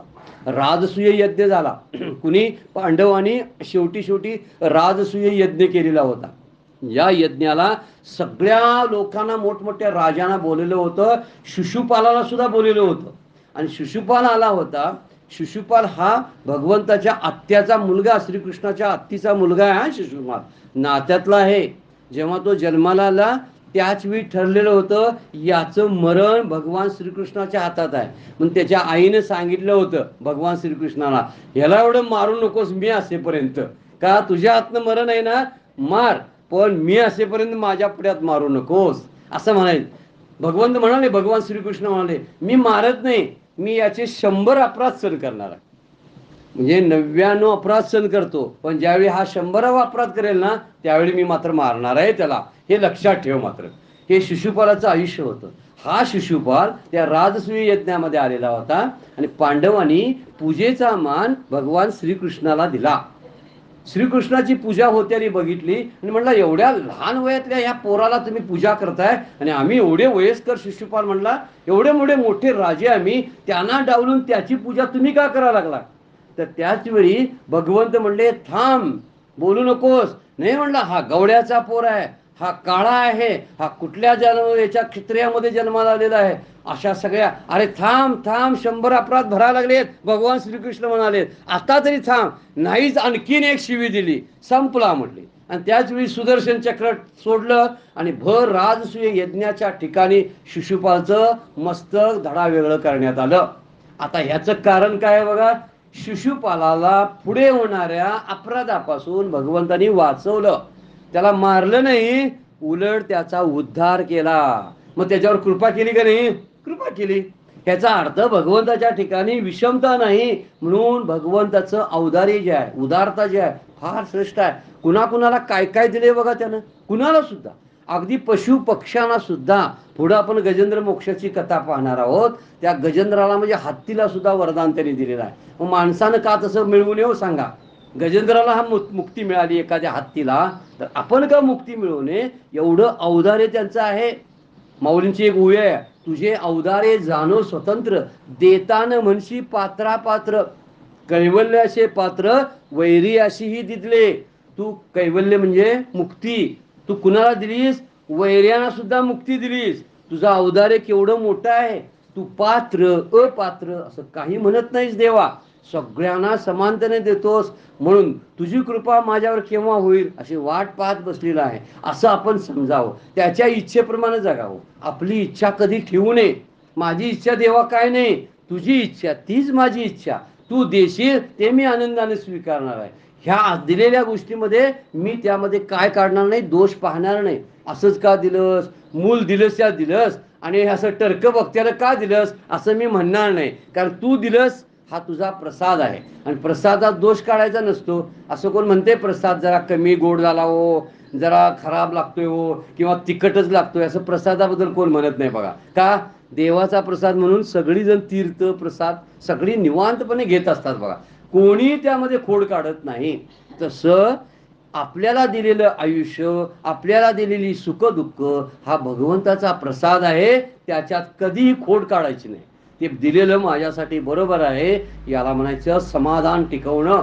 असं समाधान असेल तर देव जी देतो तो पात्राच्या, आपल्या पात्रतेच्या पलीकडे दिलेलं असतं. म्हणून म्हणतो, कोणाला कुठल्या भावानं प्रसन्न होईल सांगता येत नाही. सगळ्या वेगवेगळ्या भावानं तो प्रसन्न झाला. उदाहरणार्थ बघा, गोपिकेनी, त्या गवळणीने कामानं म्हणजे वासनेनं म्हणजे श्रीकृष्णाचा भोग घडावा म्हणून ते त्याच्यावरती प्रेम करायच्या. श्रीकृष्णासारखा पती आम्हाला का मिळाला नाही म्हणून त्या त्याच्यावरती प्रेम करायचा. तर त्यांची इच्छा सुद्धा भगवंतानी पुढे आता दशम स्कंदामध्ये येणार आहे रासलीलेमध्ये तीही पूर्तता करून टाकलेली आहे सगळ्या गोपिकांची. म्हणजे गोपिकांना का म्हण ज्यांना ज्यांना भगवंताची भीती वाटत होती तर भीती वाटते त्या भयानं सुद्धा त्यांना मुक्ती दिलेली आहे. कुणाला भीती वाटत होती? कंसाला भीती वाटत होती, रावणाला भीती वाटत होती, रावणाला रामाची भीती वाटत होती, कंसाला श्रीकृष्णाचं भय होतं आणि हे सगळं होतं. मग तरी सुद्धा भयानं कंसाला मुक्ती मिळाली, कामानं गोपिकांना मुक्ती मिळाली. शिशुपाल सारखे जे होते ना राजे त्यांना द्वेष करत होते, त्यांना द्वेषानं मुक्ती मिळाली. द्वेष करून सुद्धा मुक्ती, किती विचित्र गोष्ट आहे बघा. भगवंताचा द्वेष करायचे पण द्वेष करताना मनात काय सारखा कृष्ण. कंसाला दुसरं काही दिसत नव्हतं. 8वा पुत्र कुठला आहे तो कुठला कृष्ण आहे तो कृष्ण कृष्ण झोपेत सुद्धा सारखं आठवायचं. म्हणून त्याचं चिंतनच झालं ना आणि शेवटी बरोबर मुक्ती मिळाली. म्हणून म्हणतात काय वैरत्वान असू दे ना तर प्रेमान असू दे त्याच्याशीच तुम्ही सलगी करा देवाशी. मग वैरानं करा नाही तर प्रेमानं करा. शेवटी शास्त्र सांगतं वैरत्व भगवंताशी करण्यापेक्षा प्रेमानंच का सलगी करायची नाही. मग रावणाने केली वैर म्हणून त्यांच्यासारखं वैर करूया, त्यांना मुक्ती वैराने मिळाली. पण आम्ही कशाला वैर करायचं? त्याच्यापेक्षा काय करावं त्याच्यावर प्रेम करावं. पांडवांना स्नेहानं म्हणजे प्रेम केलं म्हणून, हा बाकी काही नाही. यादव जे होते ना त्यांच्या कुळातले ते फक्त कौटुंबिक संबंधामुळे त्यांना मुक्ती मिळाली. नुसतं त्यांच्या कुटुंबात जन्माला आले होते. आणि काहीनं भक्ती करती केली. नारदासारखे जे आहेत ना, अक्रूरसारखे उद्धवासारखे भक्त जे आहेत ना भक्तीमधून तरुण गेले. सगळ्यांना कुणाला कामानं कुणाला भावानं कुणाला प्रेमानं कुणाला द्वेषानं कुणाला वैर्यानं प्रत्येकाला मुक्ती देत भगवंत गेलेले आहेत. हा त्यातून विचार आहे. म्हणून वैरानं जोडण्यापेक्षा भगवंताशी प्रेमानं आपण जोडलं जावं ही सगळ्यात श्रेष्ठ गोष्ट आहे. म्हणून शिशुपाल हा भगवंताचा पार्षद होता. आठवते का बघा जय विजयांची गोष्ट परवा काय काल सांगितली होती, तुमचं तुम्ही आठवा. जय आणि विजय हे दोन बाजूला उभे असतात ना देवाच्या मंदिराच्या बाहेरच्या बाजूला नेहमी असतात बघा. ह्या जय विजयाने सनत कुमारांचा अपमान केला म्हणून सनत कुमारांनी शाप दिला तुम्हाला 3 जन्म घ्यावे लागतील. त्यातला पहिले जन्म दोघांचे कुठले रावण आणि कुंभकर्ण. दुसरा जन्म कोणता पहिला जन्म हिरण्यकश्यपू आणि हिरण्याक्ष. दुसरा जन्म रावण आणि कुंभकर्ण आणि तिसरा जन्म शिशुपाल आणि दंतवक्त्र. या गोष्टीचा आपण विचार करा. म्हणजे त्यांना 3 जन्म घ्यावे लागले. हा जय विजयाचा पहिला जन्म म्हणजे हिरण्याक्ष आणि हिरण्यकश्यपू दोघं भाऊ जन्माला आले दितीच्या पोटी. म्हणजे जन्माला येण्यापूर्वीची आपण कथा मागच्या वेळा बघितली होती की हा जन्माला बाहेर पडू नये म्हणून फार प्रयत्न करत होती ती, इतका त्रास. दुसरा जन्म रावण कुंभकर्णाचा आणि तिसरा जन्म शिशुपाल आणि दंतवक्ताचा असे वर्णन त्यामध्ये केलेलं आहे. दिती जी होती आदितीने दिती. आता बघा दितीला 2 मुले झाली. त्या दितींच्याच गर्भात आहे हिरण्याक्ष आणि हिरण्यकश्यपू दोघं जण आहेत. दोघेही राक्षस कुळामध्ये जन्माला आले आणि त्यांनी वराह अवतार घेतला. जेव्हा सगळे वेद वगैरे दडवून ठेवले पृथ्वीला सुद्धा त्याने काबू ठेवलेली होती. कुणी? हिरण्याक्षानं. आणि ती समुद्राच्या तळाला होती.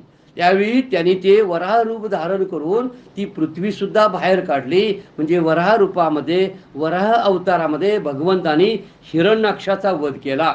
हिरण्याक्षाला मारलं म्हणून त्याचा भाऊ हिरण्यकश्यपू खवळला, चिडला. तो तरी विष्णू भक्त नव्हताच, विष्णूचा द्वेष करायचा. जिथं जिथं विष्णू मंदिरं होती ती नासधूस करायचा. तो विष्णूचं नाम घेणाऱ्याला ठार मारायचा. कोणीही विष्णूचं नाम घ्यायचं नाही. पण त्यांची तपश्चर्या केवढी मोठी, खूप मोठी तपश्चर्या होती, भयंकर तपश्चर्या. त्यांनी ब्रह्मदेवाला शंकरांना प्रसन्न करून वेगवेगळी अस्त्र प्राप्त करून घेतलेली होती. एवढी मोठी श्रेष्ठ दर्जाची भक्ती त्यांची होती. त्यामुळे हिरण्यकश्यपू आणि हिरण्याक्षी दोघे भाऊ राक्षस होते. पण त्याच कुळामध्ये प्रल्हाद भक्त जन्माला आला की नाही. किती विचित्र गोष्ट आहे बघा. हिरण्यकश्यपूच्या पोटीच प्रल्हाद जन्माला आला आणि हिरण्यकश्यपूचा तरी सुद्धा प्रल्हाद भक्त असताना भगवंतानी हिरण्यकश्यपूचा वध का केला हा दुसरा मुद्दा निघतोय बघा. त्याचा बाबाच होता ना तो. मग माझ्या भक्ताचा वडील म्हणून देवाने त्याच्यावर दया दाखवली का? बघा नाही. कारण भगवंत समान आहेत. मुद्दा काय आपला चाललाय? समभावानं भगवंत बघतात आणि म्हणून ते जे करतात ते योग्य करतात. माझ्यावर ते अजिबात अत्याचार करत नाहीत. समजा माझ्या घरातलं कोणतरी एखादा माणूस तरुणपणे गेलं तर तो का अत्याचार नाही, ते ठरलेली गोष्ट होती, ती जायचंच होतं. त्यामुळे त्यानं माझ्यावर अन्याय केलाय अशी तक्रार कधी करू नये देवाकडं. देव नेहमी न्यायी असतो, न्यायाचीच बाजू घेत असतो. परंतु हिरण्यकशिपूसारखी अहंकाराची रूपं असतात आणि अहंकार दंभवतो. तो म्हणायचा माझ्यासारखा श्रेष्ठ कोण नाही. त्यानं देवांना तुरुंगात टाकली होती, रावणानं सुद्धा देवांना त्या तुरुंगात टाकलेली होती. तसं हिरण्यकशिपूनं सुद्धा इंद्रादिक जे देव आहेत ना, त्या देवांना सुद्धा तुरुंगात टाकलेले होते. स्वर्गातले देव बरं काय, देव म्हटलं की आपण भगवंत म्हणतो, भगवंत फार वेगळे, ते सगळ्या सृष्टीचे चालक आहेत. ते देवांना सुद्धा पाप पुण्यांची वाटणी करून देतात, इतके श्रेष्ठ असतात. इंद्रादिक जे देव आहेत ना, त्या देवांना सुद्धा तुरुंगात टाकण्याचं काम हिरण्यकशिपूनं केलं होतं, कारण तो अहंकार आहे. आपल्याला सुद्धा त्रास देणारा अहंकार असतो बरं काय. आपण सुद्धा तुरुंगात असल्याची जाणीव होते. त्याचं कारण आहे आपण अहंकार आपल्या आतमध्ये असतो. माझ्यासारखं मोठं कोण नाही, माझ्यासारखं श्रीमंत कोण नाही, माझ्यासारखं देखणं कोण नाही, माझ्यासारखं निरोगी कोण नाही, माझ्या मुलांसारखी मुलं नाहीत, माझ्या घरासारखं दुसऱ्यांचं घर नाही. हा अहंकाराचं सगळं बोलणं आहे, असं आपण कधीही समजू नये. आपण ह्या जगातले कसपटासारखे आहोत, काय एकदम कसपट, पण आपण स्वतःला फार मोठं समजत असतो. त्याचं कारण आहे अहंकार. म्हणून जेव्हा अहंकार जातो ना, तेव्हाच आपण देवरूपाला प्राप्त होत असतो. माऊलींची एक उवे बघा, नवल अहंकाराची गोठी, विशेष न लगे अज्ञाना पाठी, सज्ञानाचे झोंबी कंठी, नाना संकटी नाचवी. जास्त संकट कुणाला येतात? अहंकारी माणसाला. फार अहंकार असतोय बऱ्याच जणांना. जिवंतपणी तरी असतोच, पण जाताना सुद्धा म्हणतात, आपल्या बहीण भावंडांना सुद्धा सांगतात, आपल्या पोराला म्हणतात, ती माझी थोरली बहीण आहे ना, मेल्यावर सुद्धा माझ्या मड्याला तिला हात लावू देऊ नका. अरे कसला अहंकार आहे, किती विचित्र अहंकार आहे. माझ्या मड्याला शिवायचं नाही म्हणून सांगा. आता हे बघा येतोय काय, माझ्या मड्याला कोणी कोणी हात लावलं ते, त्या माणसाला मी मेलो ना, त्यांना कळवायचं नाही बघा. हा अगोदर सांगतो का, ते माझ्यावरून त्यांच्याने माझं वैरत्व आहे. अहंकाराची भाषा आहे. हा अहंकार टाकला ना, आपण हलके होतो. म्हणून अहंकार टाकता आला पाहिजे. अहंकार गेला, तुका म्हणे देव झाला. अहंकार संपला ना, आपण देवरूपाला आलो. पण सारखं नतमस्तक होतं व्हायचं, सगळ्यांना नमस्कार करायचा. एक गंमत आहे वागण्यातली, प्रयोग करून बघा. दिसलं ना, नमस्कार, हसत हसत नमस्कार करायचा. घरात येणाऱ्यांना नमस्कार करायचा. मोठी माणसं समोर दिसली की पाया पडायचं. म्हणजे आपल्याला त्यांना ती माणसं, अगदी राक्षसाच्या तुम्ही पाया पडा, तो सुद्धा वरच देतो. गंमत आहे पाया पडण्यातली एक. म्हणून कधीही पाया पडायचं, इतरांना नमस्कार करायचं बंद करायचं नाही. सगळी माणसं आपल्याला मोठी असू दे छोटी असू दे म्हणतात. काही माणसं वैर विसरून जातात नमस्कार केल्यामुळं. सारखं सारखं वैर ठेवणं म्हणजे अहंकार आहे. वैर लगेच मिटवायचं, म्हणजे राग यावा, पण ज्याचा राग लगेच विसतो ना, तो सज्जन असतो. ज्याचा राग एक महिनाभर टिकतो, तो मध्यम प्रकारचा असतो. आणि काही माणसं आयुष्यभर रागात राहतात, तोंड बघणार नाही म्हणजे नाही. का तर माझं त्यांना अमुक चूक केली. अरे चूक करून झाली किती वर्ष, तरी तू मनात ठेवलंस, किती वर्ष झालं. भाऊ तोंड बघत नाहीत एकामेकाचे, जवळ राहतात, पण त्यासाठी अहंकारामुळं हे नुकसान होतं. हिरण्यकशिपू हा अहंकाराचा जन्म आहे. आमच्यात हिरण्यकशिपू आहे. अहंकार असेल ना, तर मी हिरण्यकशिपू. आपण म्हणतो ते हिरण्यकशिपू म्हणून राक्षस होऊन गेलेला नाही. आता आहे माझ्यात आत बसला आहे दडून. जर माझ्यात अहंकार असेल ना, तर समजायचं की मी हिरण्यकशिपू आहे. मग माझ्यातला हिरण्यकशिपू बाहेर काढला पाहिजे, तरच माझ्या पोटी प्रल्हाद जन्माला येईल, माझ्या घरामध्ये प्रल्हाद जन्माला येईल, माझ्या घरामध्ये भक्तीचा जन्म होईल. प्रल्हादाचा जन्म म्हणजे काय, भक्ती जन्माला येईल, म्हणजे मला भक्तीची सवय लागेल. केव्हा, अहंकार गेला तर. नम्र झाला भूता, तेने कोंडिले अनंता, हेची शुरत्वाचे अंग, दारी आणिला श्रीरंग. तुकाराम महाराज म्हणतात, सगळ्या भूतमात्राला नमन करा. झाडाचं फूल तोडताना झाडाला म्हणायचं, तुझं हे बाळ आहे. फूल म्हणजे झाडाचं बाळ आहे. तुझ्या बाळाला मी घेऊन जातो, कारण तू आमच्यासाठीच ते निर्माण केलं. पण तुला नमस्कार करतो, तुला प्रेमाने मी विचारतोय. हे मी फूल आणि पान तोडू ना, मग समजायचं त्यानं आपल्याला परवानगी दिली, मग तोडायचं. नमस्कार करून तोडायचं, ती धन्यता मानतात. कारण झाडामध्ये सुद्धा चैतन्य असतं, दगडामध्ये चैतन्य असतं गुप्त रूपामध्ये, म्हणून सगळ्यांना नमस्कार करायचा. मी एक माणूस बघितला जे हंतरुणावर झोपला आणि हंतरून काढताना हंतरुणाला नमस्कार करतो. मी म्हटलं असं काय, अहो रात्रभर झोपायसाठी मला चांगली झोप त्यानं करून दिली, मग त्याला नमस्कार करायला नको काय. एक माणूस मी बघितला चप्पलाला नमस्कार. अरे चप्पल का म्हणजे काय, पायातली वाहन आहे ती, तरी सुद्धा चप्पलाला, अहो चप्पल घातलं तर म्हणून मला काटे रुतले नाहीत, मग त्याला नमस्कार करायला नको काय. एवढे काटे सगड कोटे मला रुतले असते, मग चप्पल माझ्यासाठीच वरच्या हुद्द्यावर आहे म्हणून माझा नमस्कार. तुम्ही नमस्कार करत जा, तुमच्यातला अहंकार संपत जाईल. हळूहळू हळू संपत जातो तो. आणि एकदा अहंकार गेला ना, इतकं हलकं हलकं वाटतंय. संत म्हणतात हा की हलकं हलकं वाटतं. मी यांच्याचं तोंड बघणार नाही आणि त्यांचं तोंड बघणार नाही, हा विषय तात्काळ संपवून टाकायचा, नाही तर तेच मनात राहतं आणि भक्ती आपल्या अंतकरणामध्ये निपजणारच नाही, नाम पचणार नाही. नाम जर पचायचं असेल ना तर अहंकार घालवला पाहिजे, म्हणून अहंकार गेल्याशिवाय देवाजवळ प्रवेशच मिळत नाही. ते समर्थांच्या श्लोकामध्ये म्हणतात, अहंता गुणे सर्व ही दुःख होते, मुखी बोलले ज्ञान ते व्यर्थ जाते. एखादा ज्ञानी पंडित आहे, चांगला प्रवचनकार, कीर्तनकार, शास्त्र सांगणार आहे, पण असा अहंकारी आहे काय, फार मोठा अहंकार. कशाचा, की मी शास्त्र सांगतो, मला पाठ पाठांतर आहे, मी संस्कृतचा पंडित आहे. असल्या अहंकाराजवळ, त्या शास्त्र पंडिताजवळ देव जाणार नाही. एखाद्या सामान्य भोळ्या भावड्या भक्ताजवळ जाईल, पण असल्या अहंकारी पंडिताला ओलांडून देव जात असतो. आणि म्हणून तसा विचार करता येतो की सुख मिळत नाही अहंकारी माणसाला. अहंकार माणसाला झोपू देत नाही, अस्वस्थ करतो. काय मुद्दा लक्षात, कुठलाच गर्व बाळगायचा नाही. आपल्याला जे मिळाले ना ते आपल्या कर्माचं फळ आहे, आणि दुसऱ्याला मिळालं नसेल ना ते त्याच्या कर्माचं फळ आहे. कुणाला तुच्छ लेखायचं नाही, सगळीजण बरोबरीची असतात त्या बाबतीमध्ये. म्हणून माझ्यापेक्षा तुच्छ कोण नाही, आणि दुसऱ्याला वरिष्ठ पण म्हणायची काही गरज नाही. मला जे दिलंय ते माझ्यासाठी योग्य आहे, आणि तोच विचार जर केला तर ज्ञानाचा अहंकार होतोय आपल्याला ना, तो हळूहळू निघून जाईल. माझ्याकडे हे आहे, काहीतरी आहे, ज्ञान आहे, त्याचा अहंकार होतो. संत सांगतात ज्ञानाचा अहंकार नको, अहंकाराचं ज्ञान व्हावं. काय म्हणतात बघा, अहंकाराचं ज्ञान व्हायला पाहिजे, ते होत नाही. माझ्याकडे अहंकार आहे कळायला पाहिजे ना, मग अहंकाराचं ज्ञान झालं ना की अहंकाराचा नाश होतो. म्हणून हळूहळू आसक्ती गेली, ममता गेली की अहंकार निघून जातो.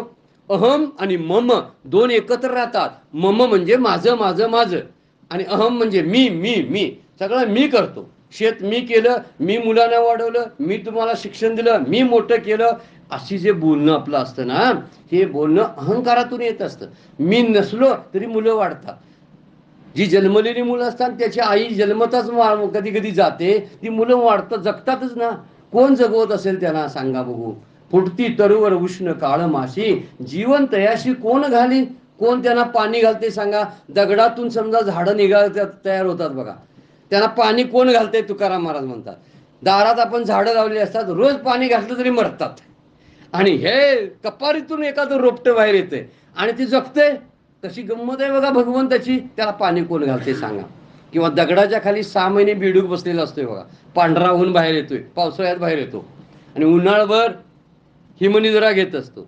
हा बेडुकाच्या पोटात त्याला अन्न कोण घालतं आमचा. पाषाणाच्या पोटी बैसला दरदुर, तयामुखी चारा कोण घाली, त्याने काही नाही तुझी ठेविली अनंता. म्हणतात तू काय कर, त्याचा भजनाला तू चुकू नकोस, असं तुकाराम महाराज अभंगामध्ये म्हणतात. जर तो अशा शांत बसलेल्यांचं पोट भागवतो तर प्रयत्न करणाऱ्यांची पोट भागवणार नाही का. ज्यानं दुर्जनाला मुक्ती दिली तो भक्ताला मुक्ती देणार नाही का. असा विचार केला पाहिजे, असा समभाव ठेवला पाहिजे, म्हणजे अहंकार निघून जातो. आणि आपण अहंकार घालवा असा दुसऱ्याला उपदेश करणं फार सोपं आहे. मला इथं बसून सांगायला काय बिघडलं, तुमच्यातला अहंकार जाऊ दे, अहंकार जाऊ दे. असाच एक साधू होते की साधू ते एका गृहस्थाचं काय झालं, मूल गेलं, तरुणपणीचे एक मुलगा वारला. साधू होतेच त्या ठिकाणी राहायला. साधू त्यांच्या घरामध्ये गेले आणि म्हणले, अरे संसार मिथ्या आहे रे, कशाला उगूच रडतोस, ज्याला येणं आहे ना त्याला जाणं आहे, रडू नकोस, सोडून दे तुझं रडणं. त्या माणसाला त्याने उपदेश केला. पण काही दिवस गेले आणि साधूंच्या गोट्यात एक गाय होती, त्याचं प्रेम फार होते साधूंचं त्या गायीवरती, आणि ती गाय अचानकपणे मेली.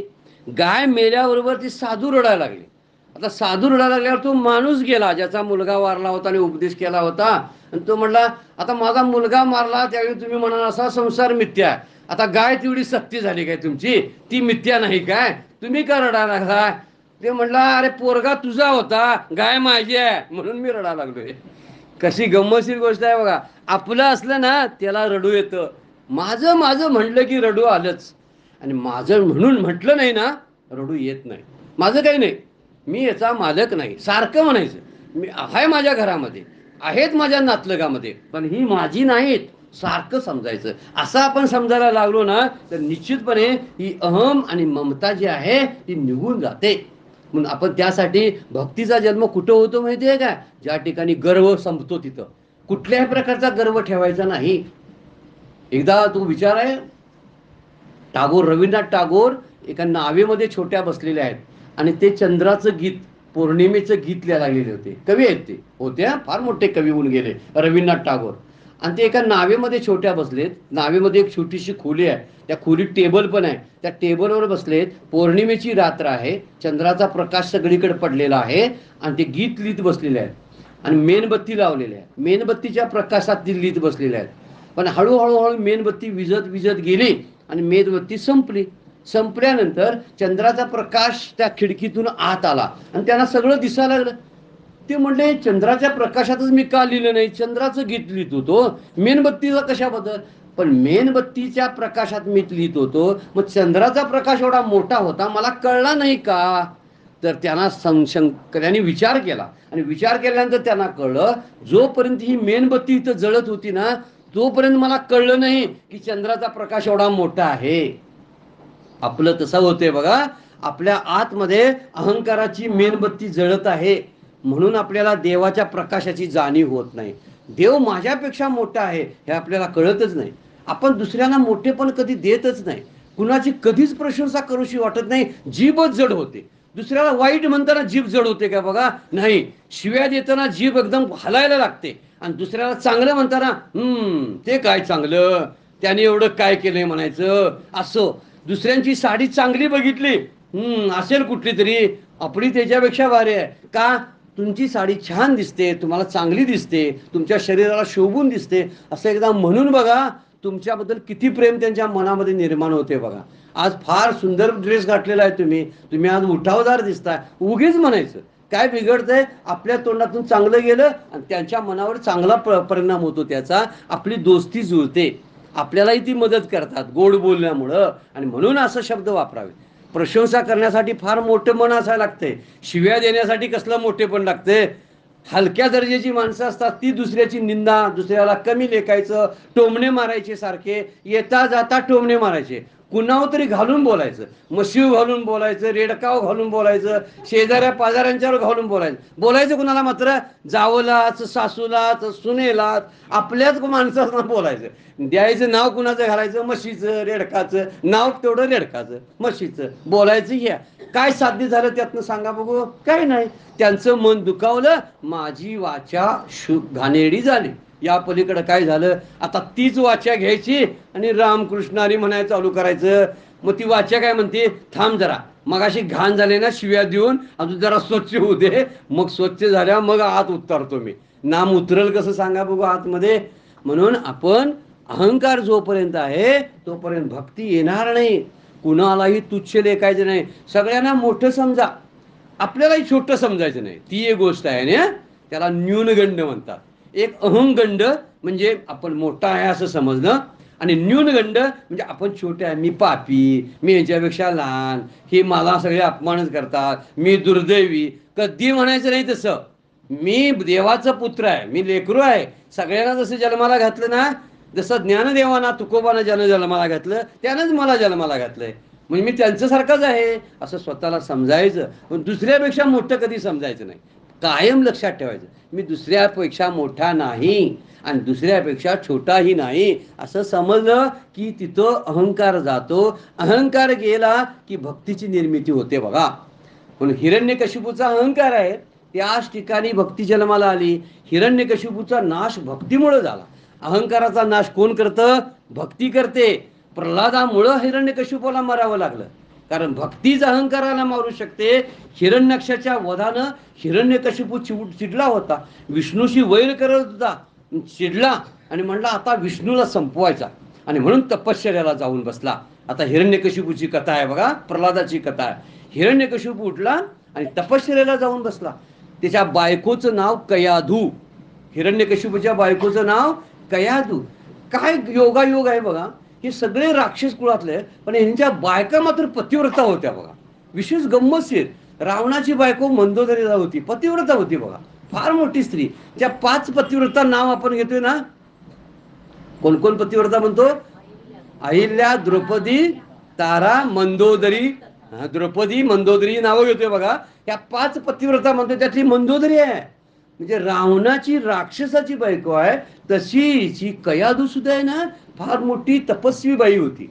आणि तिला वाटायचं माझा नवरा वाह्यात निघाला. असे बरेचसे वाह्यात गेलेले नवरे बऱ्याचशा बायका घरात बघत असतात, त्यांना जाऊ देत नाहीत. प्रवचनाला कुठं निघालीस, अगोदर चहा करून दे. काय प्रवचन जर असं पुढे गेलं तर काय चालत नाही, आम्हाला अगोदर चहा करून दे, मला भाकरी करून अगोदर वाढ, आणि मग कुठं कीर्तनाला जा, असे म्हणणारे पण पुरुष आहेत. त्यातलाच हा हिरण्यकशिपू आहे. विष्णूचं नाव कोणी घ्यायचं नाही, पण कयाधू मनातल्या मनात विष्णूची भक्ती करायची बरं काय.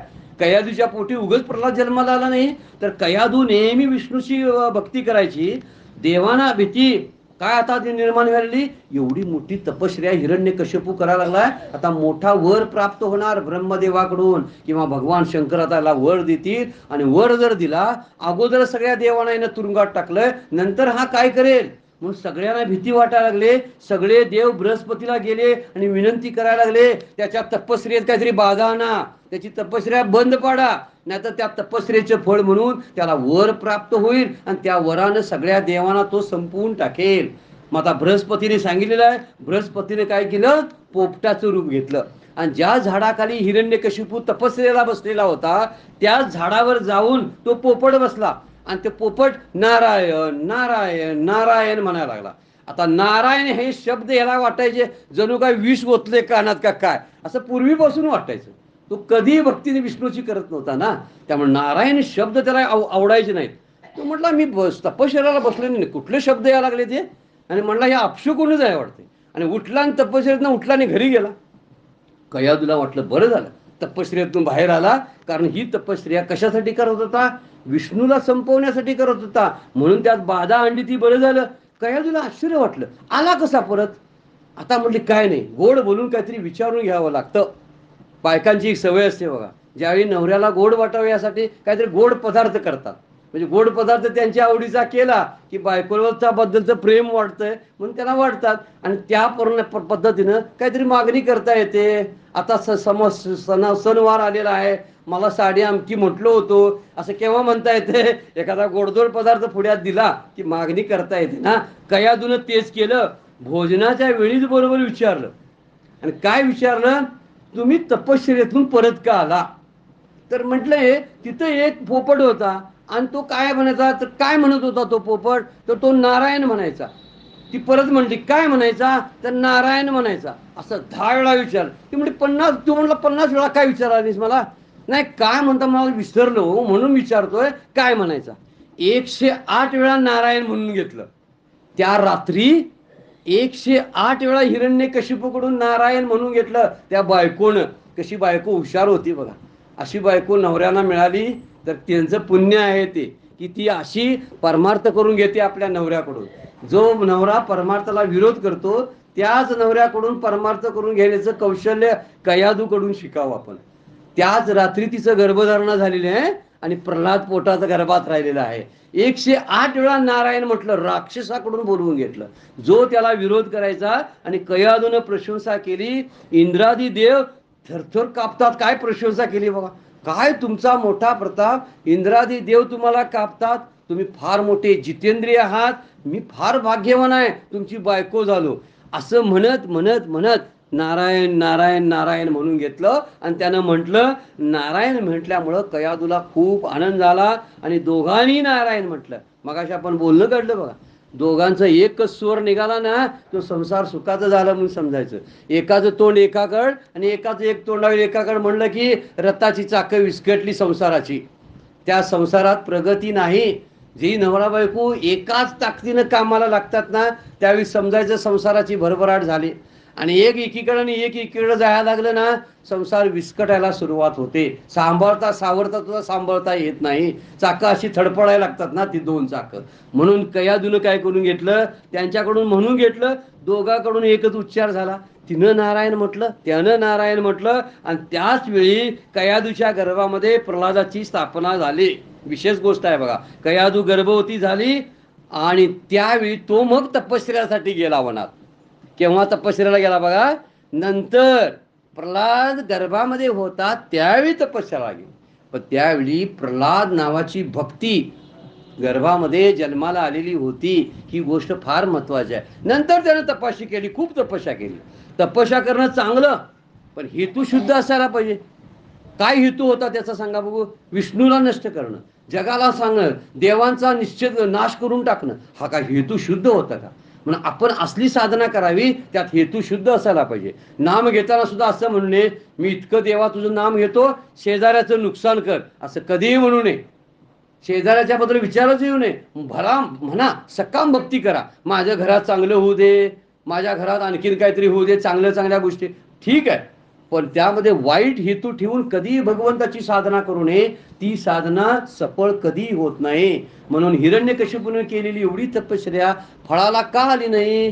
रावणाची तपश्चर्या का फळाला आली नाही? हेतू शुद्ध नव्हता. कारण त्यानं सगळ्या सज्जनांना नाश करायला चालू केलेले होते. हे भगवंताला आवडणारी गोष्ट नव्हती. म्हणून हेतू चांगला असेल तरच आपली कामं यशस्वी होतात.